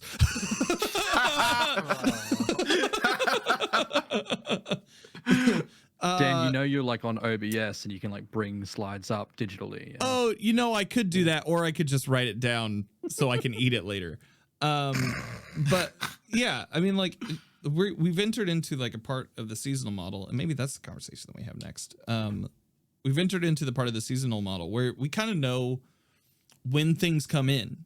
Like I have written right here, week 10 seasonal event conversation, which is usually after like by week 7, the PvP stuff is generally, we've seen everything new out of like Iron Banner or Trials of Osiris, any like Crucible Labs things. We generally see them by then. Week 8 is generally when the final story mission hits, and week 9, I'm like, we're here talking about, you know, the state of PVE for this season. And so it feels kind of like a rote thing, and I don't know if I necessarily feel comfort in that, or if it's just like I as an atypical player just see the pattern in this and keep rolling with it. But what are, like, how is everybody feeling about the season so far? I know story-wise it's pretty great. I enjoyed the season the story so far this season with Nezarac's resurrection and everything. But how are we liking how we progress loot systems? How are we enjoying just the other playlists that we had invited in with Expedition and Catch Crash? I could do without them. Yeah. Yeah, it's not my favorite. Yeah. It's just not my favorite thing to do. I would rather be raiding. I feel like I have to do other stuff because I want the seals. So I'm like, I'm doing it, but it's not my favorite. I liked last season better. I like the Callus stuff. Was it because of like the story, or was it because of like the reward on the back end and how you maybe the receive story. The story for sure. The weapons too. There were some of them that I really wanted, and so more likely to grind that if I'm after something. Did you? But Did you this get them one all is done? just kind of no, no, I didn't. That's tough, because if you don't get to that, and then you get to the next season where there's now a focus on that seasonal event, the previous one's kind of pushed aside. Yeah. And That I don't like. you now That have to focus on these new ones, which everyone's like going crazy. You're like, so my time's already like taken up from everything. Do I go back and do this old stuff and like try and catch up, but then I completely miss out on this new stuff? Or do I, you know, I literally just got my last like 2 weapons from that, because I couldn't get them last season. Right? It was. Damn. I love me some match-made 6-man PVE activities. I do.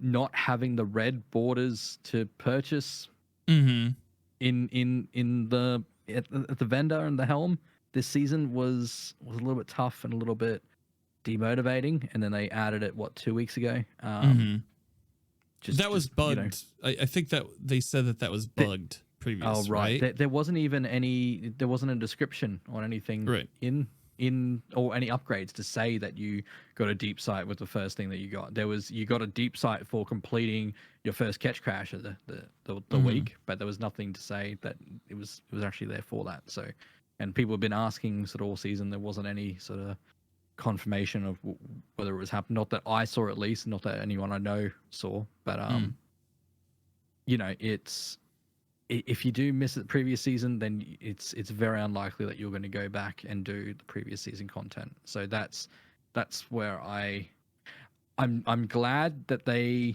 don't get rid of the seasonal content like they did I think it was the year following Shadowkeep. Because they would vault that seasonal content, wouldn't they? After each season, and then I believe it was DSC that they left it open for the year. up until the next expansion, and then they would vault it, and then you'd basically lose 4 seasons of activities, and then you just get one for that first expansion season, and then you'd have to kind of like build that back up again, and that's what happened to Witch Queen. But that's kind of offset by the brand new activities and everything you have because of that expansion. So I wish you didn't kept the focus though, Yeah. Mm-hmm. Because I like y'all said, I didn't finish on my red board. It's just because didn't. Mm-hmm. I think I need like one off stringer, but like I remember beginning of this season trying to like, oh, let me just try to go get my red border, and going back to the head or whatever, the crown, Mm-hmm. crown, Yeah. and it was way more difficult now to progress it than last season, which is, if you're gonna make it more difficult for someone coming back to the game, not me, but just coming back and catching up on these seasonal events or whatever, shouldn't make it more difficult for them. Should at least give them the same experience, or just shelve it. At least that's how I feel. Because what about making it easier? I said this the other day. or maybe or easier to catch like up. halving the costs of all those Previous materials, because it's still 27 bloody opulent umbral energy for those weapons to focus, right? So, and you've got to do that from say 0 opulent energy. You've got to go run containment, and I think you've got to run it 3 times through to the boss, get the drops, and then you've then got enough to go and do that, and that's an hour sort of gone. It's not an easy thing, especially when there's no one playing that content. Right. So you go into a patrol zone, whether it be a match-made activity or just RNG, that there's going to be other players there. There's no one playing that content for you to go in and for it to be easier than it was last season. So people are like missing out. I have been making a conscious effort to go through and do a castle. Well, I've said this several times now, but I go through and I do a Castlum, a Wellspring, a Catch Crash, and a Dares of Eternity. I used to do it every day there for a while, and now it's like it might be every other day. But I'm going back through and purposely focusing to go and do those activities so I can get those older, like the red borders from the crown, each week. But it is something that I am focusing on doing. It is not. It feels still having to get 5 of them when the season has turned over is just kind of like, come on, man. Like just give me something. I'm putting in the work here. I'm doing the thing. It does feel like it needs to be a little bit more rewarding on the juice side of that. How are we feeling about the crafting system as a whole? Are we enjoying it? Is it something that that you feel adds to the experience of Destiny 2 in its current state? How would you change it if you're not enjoying it at this point?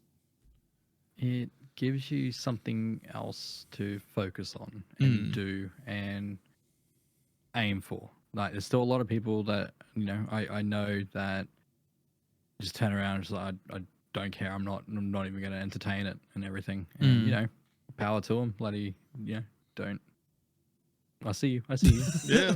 I feel like crafting was added for the completionists in the game and not the people that actually want good weapons. Freaking cuff me because I'm guilty. I am a completionist. I'm, that hitting the mark and getting the completion just sends that spark in my brain that gives me joy for 3 seconds. And I'm like, what the hell am I doing with my life?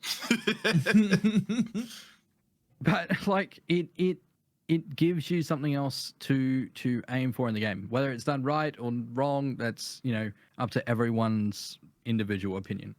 I'm not too bothered by it. I respect other people that have feelings about it, and everyone's entitled to that. So for me, it's exactly that, just something else to do. I feel like that's the majority's people's outlook on it. It's something to do. I know a lot of people who chase red borders. I feel like I'm a very big minority of people who just don't care about red borders at all. Because you want enhanced perks, but what are these enhanced perks doing? Nothing. These enhanced perks do absolutely nothing for your gameplay, except for one perk, the lasting impression enhanced, that helps you Izzy swap. And like that's the only thing I ever crafted. And a forbearance, because that gun is ridiculously nuts. But other than that, craft a type in? No. My quest is broken as hell. My quest is broken. I can't even get the free type in. So you keep talking shit about it. probably. But my Enigma quest is broken, and it broke the type in quest. Man. So I don't have a crafted type in, but it's fine because I use my cataclysmic anyway. So type in. Is it crafted? No, because I got the god roll without crafting it, so I'm like, I don't gotta go for cataclysmic. He's a man of principle. At least go for an adept one. It is adept. Oh, it is adept. Okay. Yeah. But yeah, I got the adept 4 times with bait and switch, so I was like, I don't gotta craft this thing now. I just go for forbearance. Put that adept big ones on it. Exactly right. That's it. Yeah, some packs are good, some packs are bad. There's firing line, enhanced firing line. It increases the radius that you connect to other people. But you're standing in a well for the most part. How far away are you going to be from people? It's pointless. There's plenty. I'm not always staying in a well.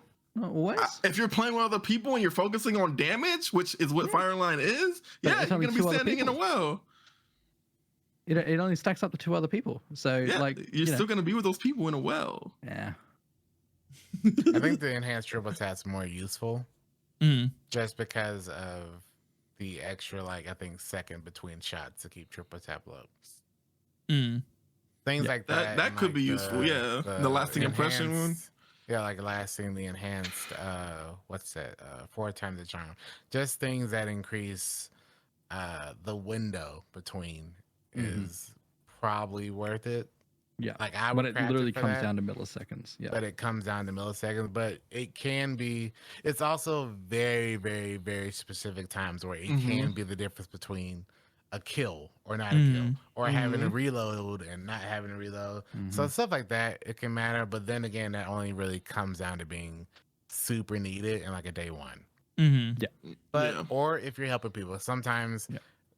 The enhanced perks the enhanced triple tap in 4 times has made the difference in, turning a 3-phase into a 2-phase when I'm helping people that don't have the best perks. But that's probably not where Bungie was like, we're making this for that one scenario.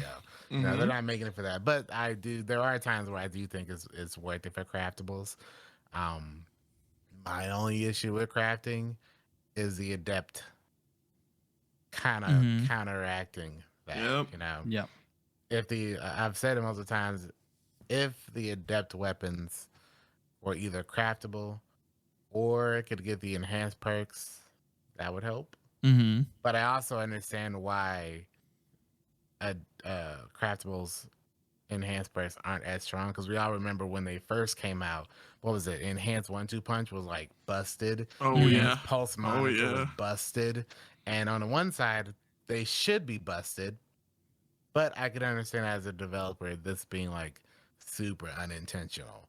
So it's a really interesting, I guess, balancing act that they're trying to figure out, because like you said, the enhanced perks are okay, but they're not needed. But there are people like myself that wish going through the process of getting the red borders and crafting them and getting the enhanced perks and putting all these materials into them benefited somewhat dramatically or at least noticeably, outside of the few times I mentioned. It's kind of worth it.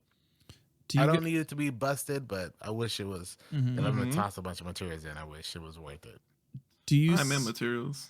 Do you see participation in Master Kingsfall? Do you see people shying away from it to instead focus on getting red border weapons, or in your communities do you still see the same kind of hunger for those weapons in Master for adept weapons? Yeah, they don't really care about the weapons so much outside of completionists. They just want to get the triumph, and that's it. And then people will buy the Herald versions to try to get red borders, but just the activity itself, there's no point of doing Master Kingsfall for anybody. I don't think there's no trying about it. Last night I got 2 Harrowed sniper rifles in a row, switched over to the hand cannon, 2 red hand cannons in a row, so 4 one after another. What the heck? I'm never getting any good drops ever again in my life. Do you have Touch of Malice? Right, I'm done now. Right, but those were the last 2 each for both my sniper rifle and hand cannon. So like, I get like 1 red border every 250 spoils, bro. Like I don't. Yeah. I don't know. I definitely think that, like we all said, only people that are engaging with Master is either for a seal completion or for collections completions. It's weird because I remember when Vault of Glass Master came out, it feels like there were more people engaging in Master Vault of Glass for the weapons and the seal and all that other stuff. Yeah. But it seems since VOW and Kingsfall, everyone's just doing it just to completionists or to get just an extra chance at a weapon that they want, but they don't really care about if they could get it from normal or just craft it. But like you don't see anyone really pushing for like time lost Fatebringer or time lost heads. You know, it's crafting is good, but it does need some sort of like retweaking or something. It seems that the crafting system and the adept teams didn't, cross their eyes and dot their T or whatever. They didn't cross-reference stuff together, it seems. Yeah, so I hope they do that. To touch on your thing real quick with Vogue, the main difference with Vogue's adept weapons is that they were tied to encounter. So you can farm whichever one you wanted. Too. So with it being random, there's less incentive to go in there and try to get something random than it is to focus what you actually want. That's true. Wasn't Vogue also like one of the only sources of like focused gear as well? Like outside of at the time, it was only Vault of Glass Master and Pit of Heresy. Yeah, okay. And Pit of Heresy, yeah. Armor, yeah. But even then, Vault of Glass was more targeted because you could go in a week and just get strength. Yeah. Depending on what it was. At the time, it was like just double 20s. Heard. Yeah. For the, to refocus onto the crafted weapons, not adding the adept mods to it, but adding, if you paid a bunch more glimmer or a bunch more materials to add secondary perks, would that make it worth it for you a bit more? I've said it has to be enhanced. So you can add two enhanced perks, one under the other, in both slots. I've said that in order to make it somewhat usable, at least for me, I would have to be able to do adept weapons, and I would have to, unfortunately, it'd probably have to be a new consumable or currency, but I should be able to engage in the master content as much as I want to, earn adept weapons or whatever, and be able to turn those into a consumable or something, whatever system works for them, turn a bunch of materials or other weapons or whatever into an adept weapon that has the enhanced perks. That, at least for me, this is just for me, that would keep me playing the content and searching for stuff, but also target what I want. I want to be able to, if I can't craft an adept weapon, cool, but let me craft a normal one, use it a whole lot, and then be able to turn that one weapon with a consumable into an adept weapon. Maybe. Yeah. I don't know if it's worth it. That gets rid of master content even more, though, unless you got the materials from master content. But you'd have to either make it to where you have to do it in master to get the whatevers, whatever system works for them. But there should be no way that an adept weapon is worse than a craftable weapon. It should either be better or on the same level. Meter beat. Pretty much. So I don't know. I don't know if it'll work. They could probably add it, and I'd be like, "This is terrible." But I would like to at least not have my adept weapons be worse than craftable. That's all. Before we get into audience questions, I want to ask you guys a question of my own. I asked the PvP guys this as well. And so Sarah, starting with you, if there's one change that you'd like to make to the sandbox to improve the game for the next few seasons, what would it be? Oh my God.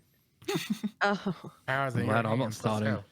If somebody else is ready, go ahead, because No, this is all yours. oh my gosh. A sandbox change to improve everyone's life? To improve the game for the next few seasons. Okay. Oh my gosh. I don't know, more exotic weapons with intrinsic, like, the perks for the champions, I think. I don't know, something like that. Just more of a variety of those champions, I think. If they're going to keep them, have something like that. Like what you were talking about, Dan, with just the mod slot, just covering like any weapon in there. Yeah. Something like that. Would they add that to existing exotics, or would that be new exotics with those anti-champion? It would have to be the old ones too, right? Give those a facelift, because there's a lot of exotics Didn't they say they were changing like 20 of them or something like that? Did I read that season? somewhere? They said changing a lot next season. Getting updated, but that's weapon There you and go. armor. So I'm already on it. Done. What's next? So when you say improve the game, what do you mean by improve the game? Because what how I would do do you- to improve the game, How would might you not improve be- the game? How would you improve the game? I would nerf the crap out of Well. That's what I would do. I don't know if that improves. I don't know if that Warlock improves. Wells? I'm a Warlock I'm a Wells, Warlock. or- Warlock Wells. Not Warlock, Elemental Well Wells, of yeah. Radiance. Yeah, not Elemental Yeah, Wells. I yeah, think yeah. Elemental Wells are really good, and I like where they're at. But Well of Radiance, I'm a Warlock main, and it's too strong. It's going to be too strong. It's too strong. I don't know if you nerf the fact that it gives you a 25% damage buff, or you nerf how much it heals you, but Well needs to be nerfed. I don't know if that improves the game. It just makes the game more on par with what I like. Right. And what I want from it, but I don't think that improves the game for the player base. I think Well of Radiance is really good for like everybody to, It's the same as the Divinity crit bubble. It's the same and I as think the that resilience should changes. provide. Same thing. I think that should provide 0% debuff if you're gonna have a crit that damn big. Like it shouldn't debuff at all. But that's another change that I would make. That would make the game better, but it wouldn't make the game better for anybody else. It'd make the game better for what I want to play it as. So Right. like, I don't think I can think of something that I know would make the game better for the majority of players, especially when one of those things are artifact power, and majority of people here thinks that's good for the average player too. So like, I don't know. It's a tough one though, because like you said, Well needs to get shafted. It really does. It's like Dan says, literally the same conversation as the Divinity one, because one, you're making content around it. Two, the majority of the community benefits from it. Yeah. And unfortunately, I don't think the damage buff is a problem with Well. It is the ability healing.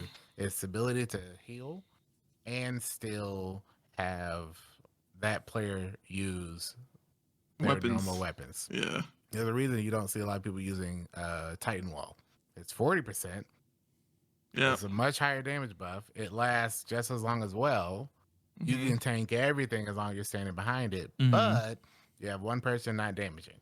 That's why no one uses it. Yeah. So I've made the suggestion for a long time. They'll never do it, but they make it to where Well can be a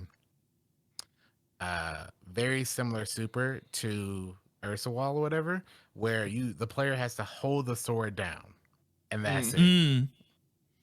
They have to hold it down, and you get rid of you don't have the 25% buff, but you get the overshield, you get everything. But as long as he's holding the Well down, that's it. It's the trade-off of, do you place the Well and lose that person's damage, and you get no damage buff, and you get a lot of healing, or does the person just run, say, a healing rift? Nobody would run Well ever again, though. Yeah, like you're just gonna kill it completely at that point. If it don't give the damage buff either, you just might as well run. You might as well run Ursus. There's no point of running Well anymore. Yep, but then you have the choice of high risk, high reward. Some places it's needed, some places it's not. Well shouldn't be the end game warlock choice everywhere. There are some places it can be used, some places wouldn't. It would still be used in War Priest, 100%. But it probably won't be used in, say, Oryx. Right. Or something like that. But I do think Well needs, 100% Well needs to get nerfed. But I do think Well doesn't get nerfed until other things get brought up or become more useful somehow, somewhere. That's just a problem, you know? Yeah, but it just helps too many people. Yeah, it's just it's just like Div, where Div I don't think is a problem outside of creating a big bubble and being the most consistent debuff in the game. Yeah. Because even though I had people come in chat yesterday saying, "Oh man, why are you getting people Divinity? It's going to be nerfed." I'm like, 15% is nothing. That's nothing. With 100% uptime, 15% is nothing. No one's going to use Hammer. Well, I guess Hammer Strike doesn't do it anymore. No one's going to use Tether. Tether's only 11 seconds. Divinity is up 24/7. The majority of the average team is going to always take advantage of 15% damage buff and 100% uptime versus 30% for 10 seconds. That being said, at least with Divinity getting nerfed, and if they ever do something to Well, that'll give the developers the freedom to make different raids that doesn't have to require the knowledge of, okay, we got to make sure Well can be accounted for in Div. But, who knows? Who knows? That's why I'm very excited about Lightfall, because maybe by the time we get to Lightfall, Div is even, I don't want to say worse, but different. Well, maybe gets a shaft and something else comes up. Yeah. But, by that point, we're going to be Spider-Maning around the room, so it doesn't really matter. You're going to be Spider-Man with a shotgun in PvP. Yep. Bono, what about you? I don't know how it could be implemented. The only thing that sort of comes to my mind is more environmental interactivity. I don't blowing up buildings? I like that. Blowing up buildings, closing doors. I don't know how. Doors in video games are a thing. Yep. If an anti-barrier is there, you should be able to shoot, in PvP through a certain thickness of cover. Stuff like that. Another thing is, if your buddies, say your buddy's ghost is out in the middle of nowhere and he's just died in a hard thing and he's got a 10-second countdown and you can get to him right then and there. Can you imagine going up to your buddy's ghost, grabbing his ghost, running back to cover? He can now be rezzed, and then you res him. That's cool. Environmental interactivity. Yeah, that'd be crazy. Or how about this? You grab his ghost and crush it. This is for teabagging me on me earlier. That's what happens when you take the heavy in trials, man. Yeah, I don't know. It would be a completely different sort of type of game, but I feel like interacting with the environment around you, I love. Okay, I give you a thing. Running Inverted Spire last year as a GM, running in, and we realized we didn't have any solar shields to take out the phalanxes when you jump over to the drill. You know what I did? I kicked along a fuel tank down the ramps towards solar shielded phalanx, pushed it towards him, shot it at the ground at him, blew up his shield. We then killed him that way. Match game's on, obviously. Solar damage. There's my solar damage. It's as simple as sort of that. I'd love to see more stuff like that. I don't know how. Again, it's us, saying this is broken and we don't know how to fix it. But spaghetti code. I don't get paid the money to come up with the ideas. That'd be foundational changes, like you said. Like that's the kind of thing that would make Destiny not feel the same. It could be really, really cool. I like that. I like that idea a lot. Thank you. Yeah. All right. Well, I've got a couple questions here for you guys from the audience that responded to the Twitter thread that I threw up.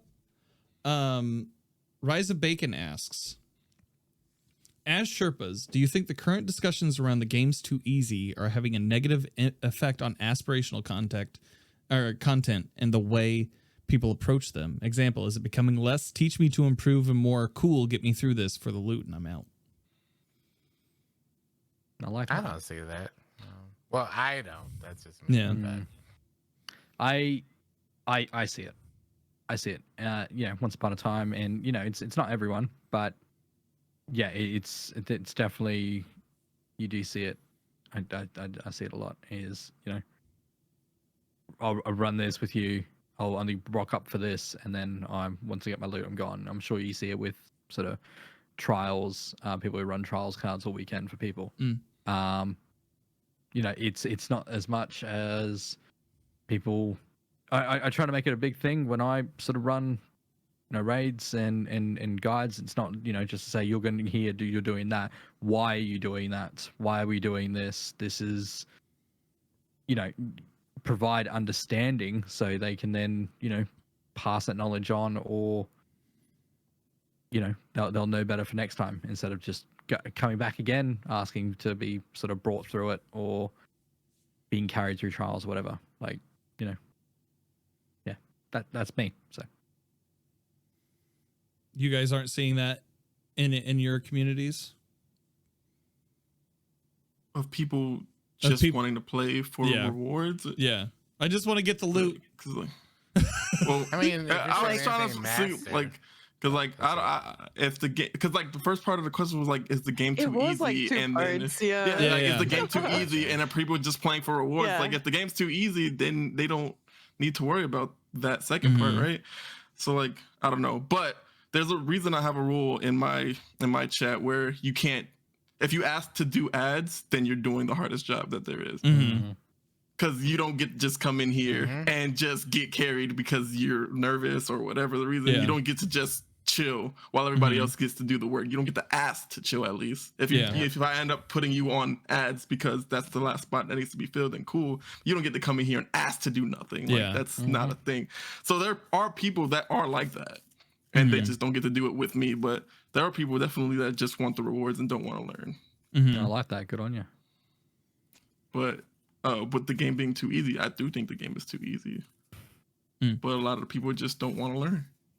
And then for those people, the game isn't easy because they don't want to learn. They want to get the loot. So I don't know if that was what the question was asking, but what was that question again? I think they were like, do you think that the current discussions around the game's too easy? I know that like there's the conversations around resilience and divinity, and the conversation that we had around the conversation is like hurtful or discouraging. That it is discouraging people from aspirational content, or in the way that they approach them is the way. I mean, that should make them want to do it more if they're like, well, it's easy. If they're under the gun. If we were saying it's hard, that might be discouraging. Yeah. But that's what I didn't understand.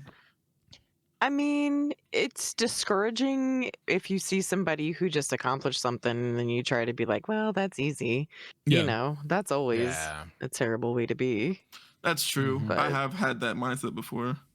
Yeah. But like something that's easy for one person is maybe not that easy for exactly. Like I'll never, if someone comes in and be like, yo, I just soloed something, and I'll never be like, go do something hard, Yeah, you never want to diminish anybody's accomplishment. Yeah. Because we all started somewhere, So I don't think, one thing I feel like people forget is that those of us here have a lot of time and a lot of experience in the game, so we can engage in content from a different perspective than others. If we spend a lot of time, say, helping other people do content, that in itself means that we are able to carry the load of multiple people on our backs. Right. We have to learn to play the game a little differently than a lot of people. The game a little bit differently. A lot of patience. A lot of patience. We know the game in and out, so we can help other people.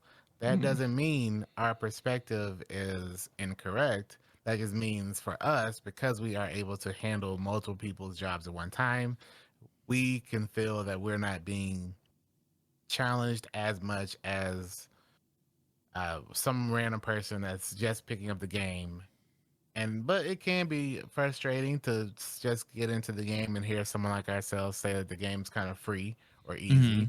But like they already said, that should make you want to get to our level, and that's probably the hopeful side of things. But it does seem a lot of people think that because we think the game is a bit too easy, that we're being elitist, or something.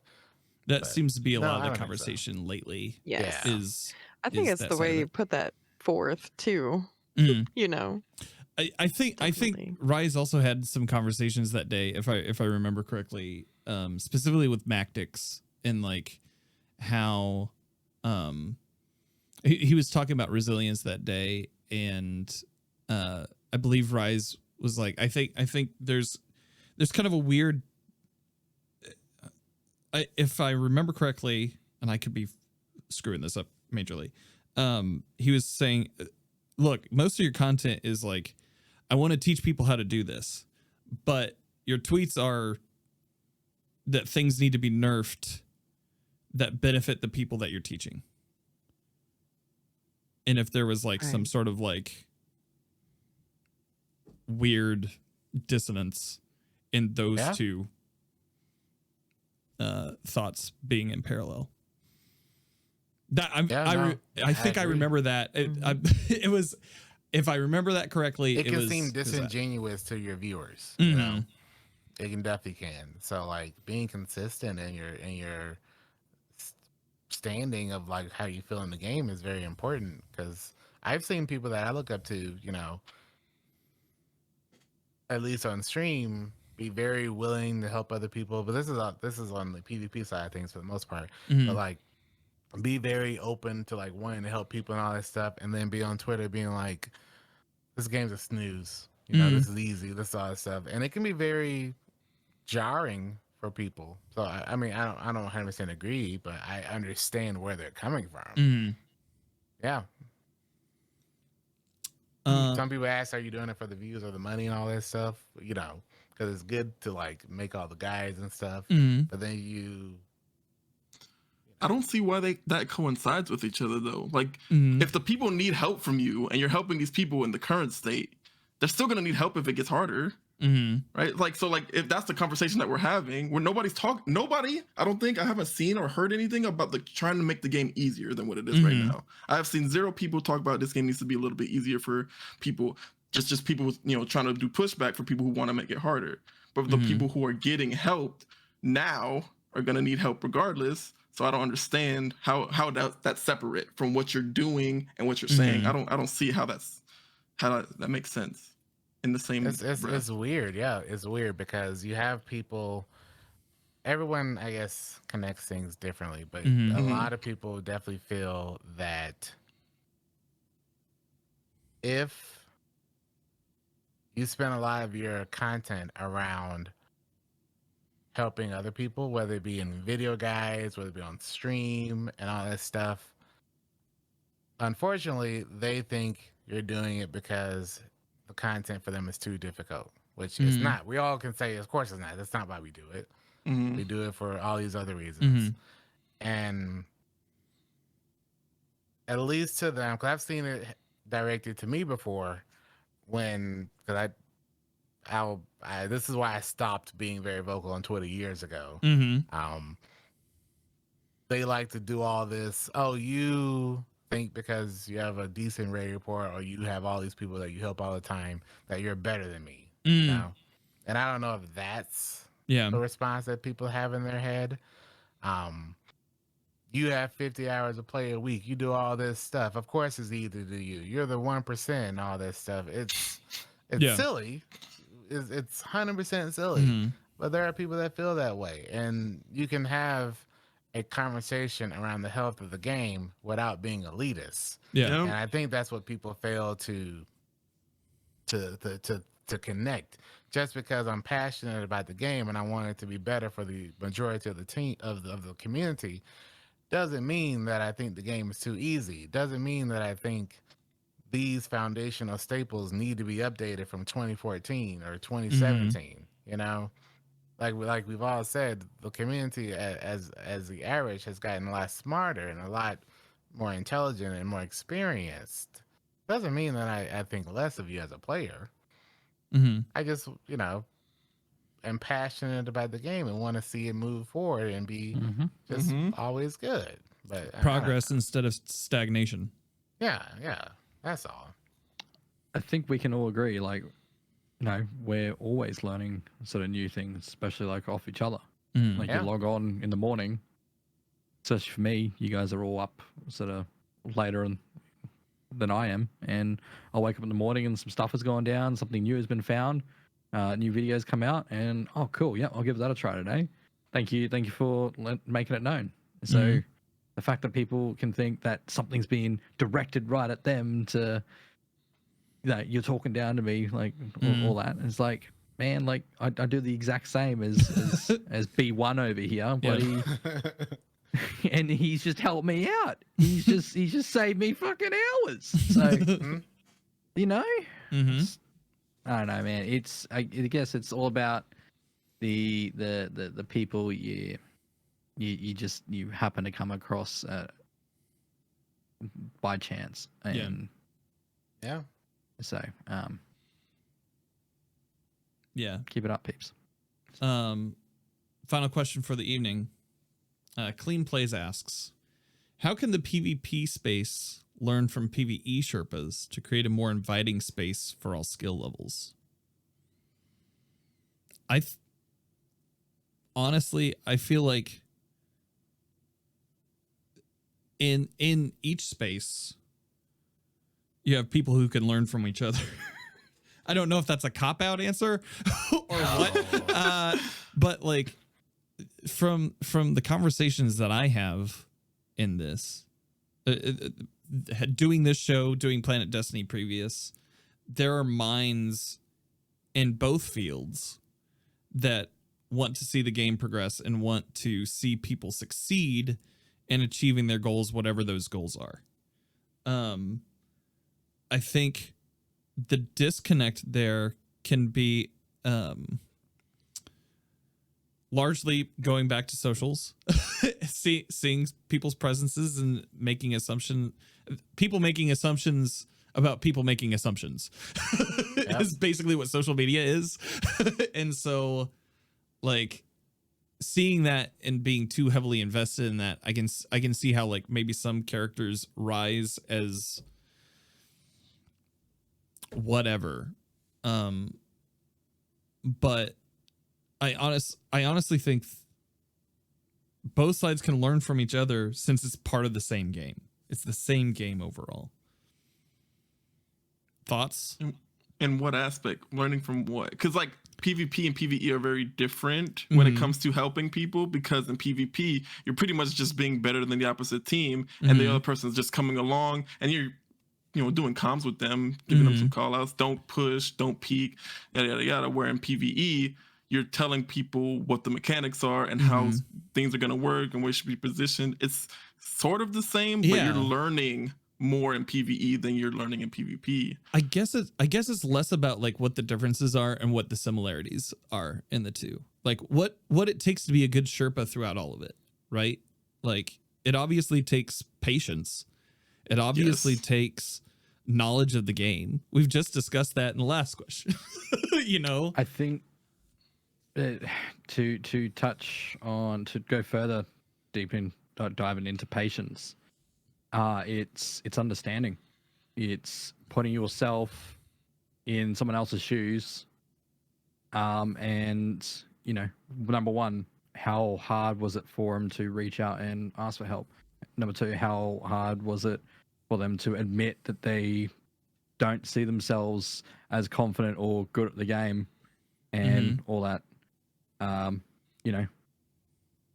You can learn a lot in first sort of few seconds of an interaction, and that's it's just basic human sort of science, social science, is that your mind is already made up about someone within the first 10 seconds. So like you got to get past that, you got to see past that, and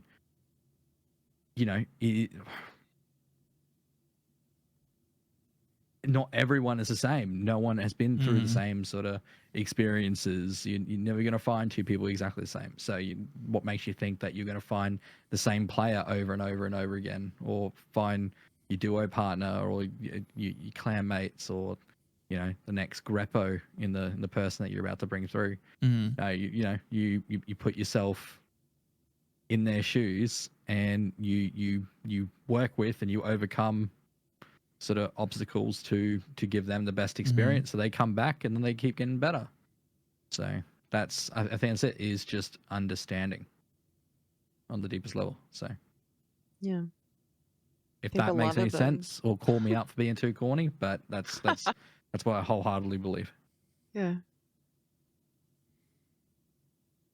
I think a lot of the really amazing PvP players I know are all very young. Not to say that there's not like really good like older PvP players, but I mean, and it's no excuse, but they're still like young, immature, maybe aren't the best at creating the environments like an older person with that, understanding would create. So a lot of that comes with Yeah, I just think it depends on the Sherpa, whether it's PvE or PvP. Because when I first started Sherping myself, I was not nice either. Like I started with whisper carries, and I would get upset if somebody couldn't do the jumping puzzle. And it's not their fault that they couldn't do the jumping puzzle. It's my fault that I couldn't solo this activity if they couldn't. And then I had to get better at the game, so that way I can solo this whisper mission. So no matter who I brought on, they would still get their whisper of the worm. Yeah. And when I started doing that, I got less frustrated, because I'm in control now, and I'm not worrying about who I'm trying to help, which I shouldn't be worried about them. I'm helping them. I thought you were going to say, because I am become God. No, his arms did go out to the side there. Yeah, they did go out. No, but like, it's never the person who you're taking through's fault ever. No, and that's why it doesn't fit. If you're PvP, if you're losing your game, it's not the person that you're bringing along's fault. They came and joined you so you can help them achieve what they can't achieve on their own. Otherwise, they don't need you. Just the same thing as PvE. You can't get mad at them if they're doing a mechanic wrong or anything like that, because they don't know anything. They came to you for help. So you have to make sure that they can do it, or you need to be better in order to cover their role when they can't. Right. Yeah. What do the kids say? Just adapt. Like, just adapt. It's literally that. Taking the toxicity out of that is you adapt, and it speaks volumes to a guide's, a Sherpa's skills to, change up the strat, change up the way they do things, to help get someone the best experience and to get the completion. So, it's up to you to explain it in as many different ways as you need to. Yes, you can get frustrated. Just don't, everyone gets frustrated. But, it's, again, as we've said, it's not their fault. Everyone's different. And you just adapt. And when I've taken through people, not to bring it up again, but like people who are hearing impaired, they can't talk. So what do? You go to text chat and you do that, or you, not verbally, but text, you come up with emotes. This emote means this, go to this area. This emote means that, go to that area. Most simple thing. You don't do that with people that you can verbally talk to. But for this situation, you're now, coming up with alternate lines of communication to get the job done. Yeah. And you also have to, again, on adapting, know who you're teaching and how they receive certain types of criticism and stuff like that. Because there's some people who you would just tell them to change their loadout to something that's a little bit better, and they'll get offended that you're singling them out. Like, they'll get offended, like, as if you're calling. I'm like, bro, I'm not calling you out or anything like that. I'm just seeing what you're doing, yada, yada, yada. We need to change a couple things. Where other people you can straight yell at, and they'll be like, all right, I got it, bro, let's go. Like, and like, they don't get offended at you straight up yelling at them type things. It's just two different levels of people that you have to deal with when you are teaching, and you have to figure out who these people are.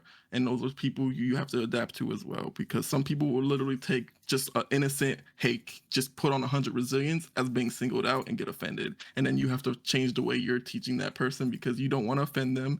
You want to get them through it, and you don't want, issues later on. So that's another thing. You don't want a bad Yelp review. My guardian score. Dan, do you have anything you want to add? I mean, I really just echo everyone else's. I'm in agreement with pretty much everything. I mean, I've learned a lot from PvP helpers. Yeah. But like, I don't find many differences in regards to how a PvP Sherpa, if you will, or whatever, takes people through, and a PvE person. The only difference is there's more variables on the enemy. You know when an enemy is going to spawn, when this is going to happen. The only difference is in PvP, you don't have the variable of what the other player is going to do. Yeah. There's that one thing. Everything else is literally the same. You know what you need to do. You know all of the prerequisites of, in order to achieve this goal, this has to happen. The only difference is the variables of who you're playing against, which it can teach you a lot on how to, best adapt if a player doesn't really know what to do. If a player is competent but just has never had a group that is also competent, and a person that's literally just looking for folks to game with, and how to adapt to that.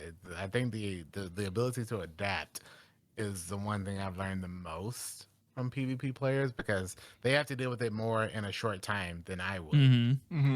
Although I guess depending on how long a card is, it might be as long, but they go through more variations of a player's skill level than probably, I guess, a PvE person would.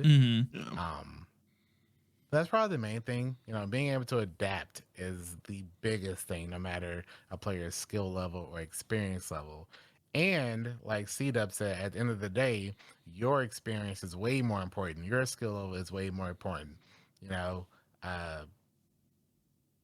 Being able to carry a wider load to make their experience as smooth as possible happens in both PvP and PvE. That's why certain people go to certain PvP trials helpers, because they know no matter how bad they play, this person can carry them where they need to go. That's why you'll see people, in PvE, no matter how bad I am with my jumping, or I don't have the best gear or something, I know with this person, I can at least get a completion. They can carry me, if you will. I know we don't like to use the word carry or helping, but they can handle my inexperience, or my, just not being able to do whatever. Some people don't have the best spatial awareness. Being able to tell a person, don't extend too far away from the team, don't do this until I tell you to, because at least I know if this happens, this is going to happen, and if this person moves too far away from the team too early, this is going to happen. And being able to know, the more you know and encounter and what's going to trigger what, the more you can account for those variables of the person not knowing what to do or causing a wipe. That's why it's very important. At least I find it very important to be able to do every job, and then every job on top of that at the same time. So if a person messes up or is about to mess up, you know how to stop that from happening. Or being like, okay, don't kill this guy right quick. And they'll be like, why? Be like, oh, don't kill him because this is going to trigger this and all that. Kill him when I tell you to. Little stuff like that. I don't think you can do that in PvP as well, because you have the other player variable. But at least being able to adapt is what I find most PvP streamers or just PvP helpers has taught me. Because I've seen some people who is literally throwing trials matches, and the person having to adapt very, very well to that person's experience, and then be like, I don't know what I'm doing. I pressed my fire button, and they were 1 health, but then they turned the corner and they're saw a full, lizard. all the kinds of stuff. Yeah, Saw a lizard. I mean, being able to handle stuff like that is what I've learned. Oh, I can take that to PvE myself, but that's probably the only thing. Well, I believe pushing into 2.5 hours on this conversation. It's been great having you guys all here, and thank you all so much for giving your time and efforts and talents for this conversation. Let's go around and tell the people at home where they can find you on the internet, starting with CdoubleG. You can find me on the internet at CdoubleG, CDOUBLEG, at pretty much everything. And if you need raid helps, I got you. Bona? BonaFideHiro, in whatever accent you speak in. It's BonaFideHiro. I had to really think then. And literally every single platform, I'm that, and I'm the big goofy red bearded guy you'll see all over the place. So, and if you need raid help, CdoubleG's up there. So No. no, we do grandmasters all season and raids and dungeons whenever they come out. So yeah, Heck yeah, and CdoubleG's right there. So. yeah. Cool. Sarah, what about you? Where can people find you? Just Twitter.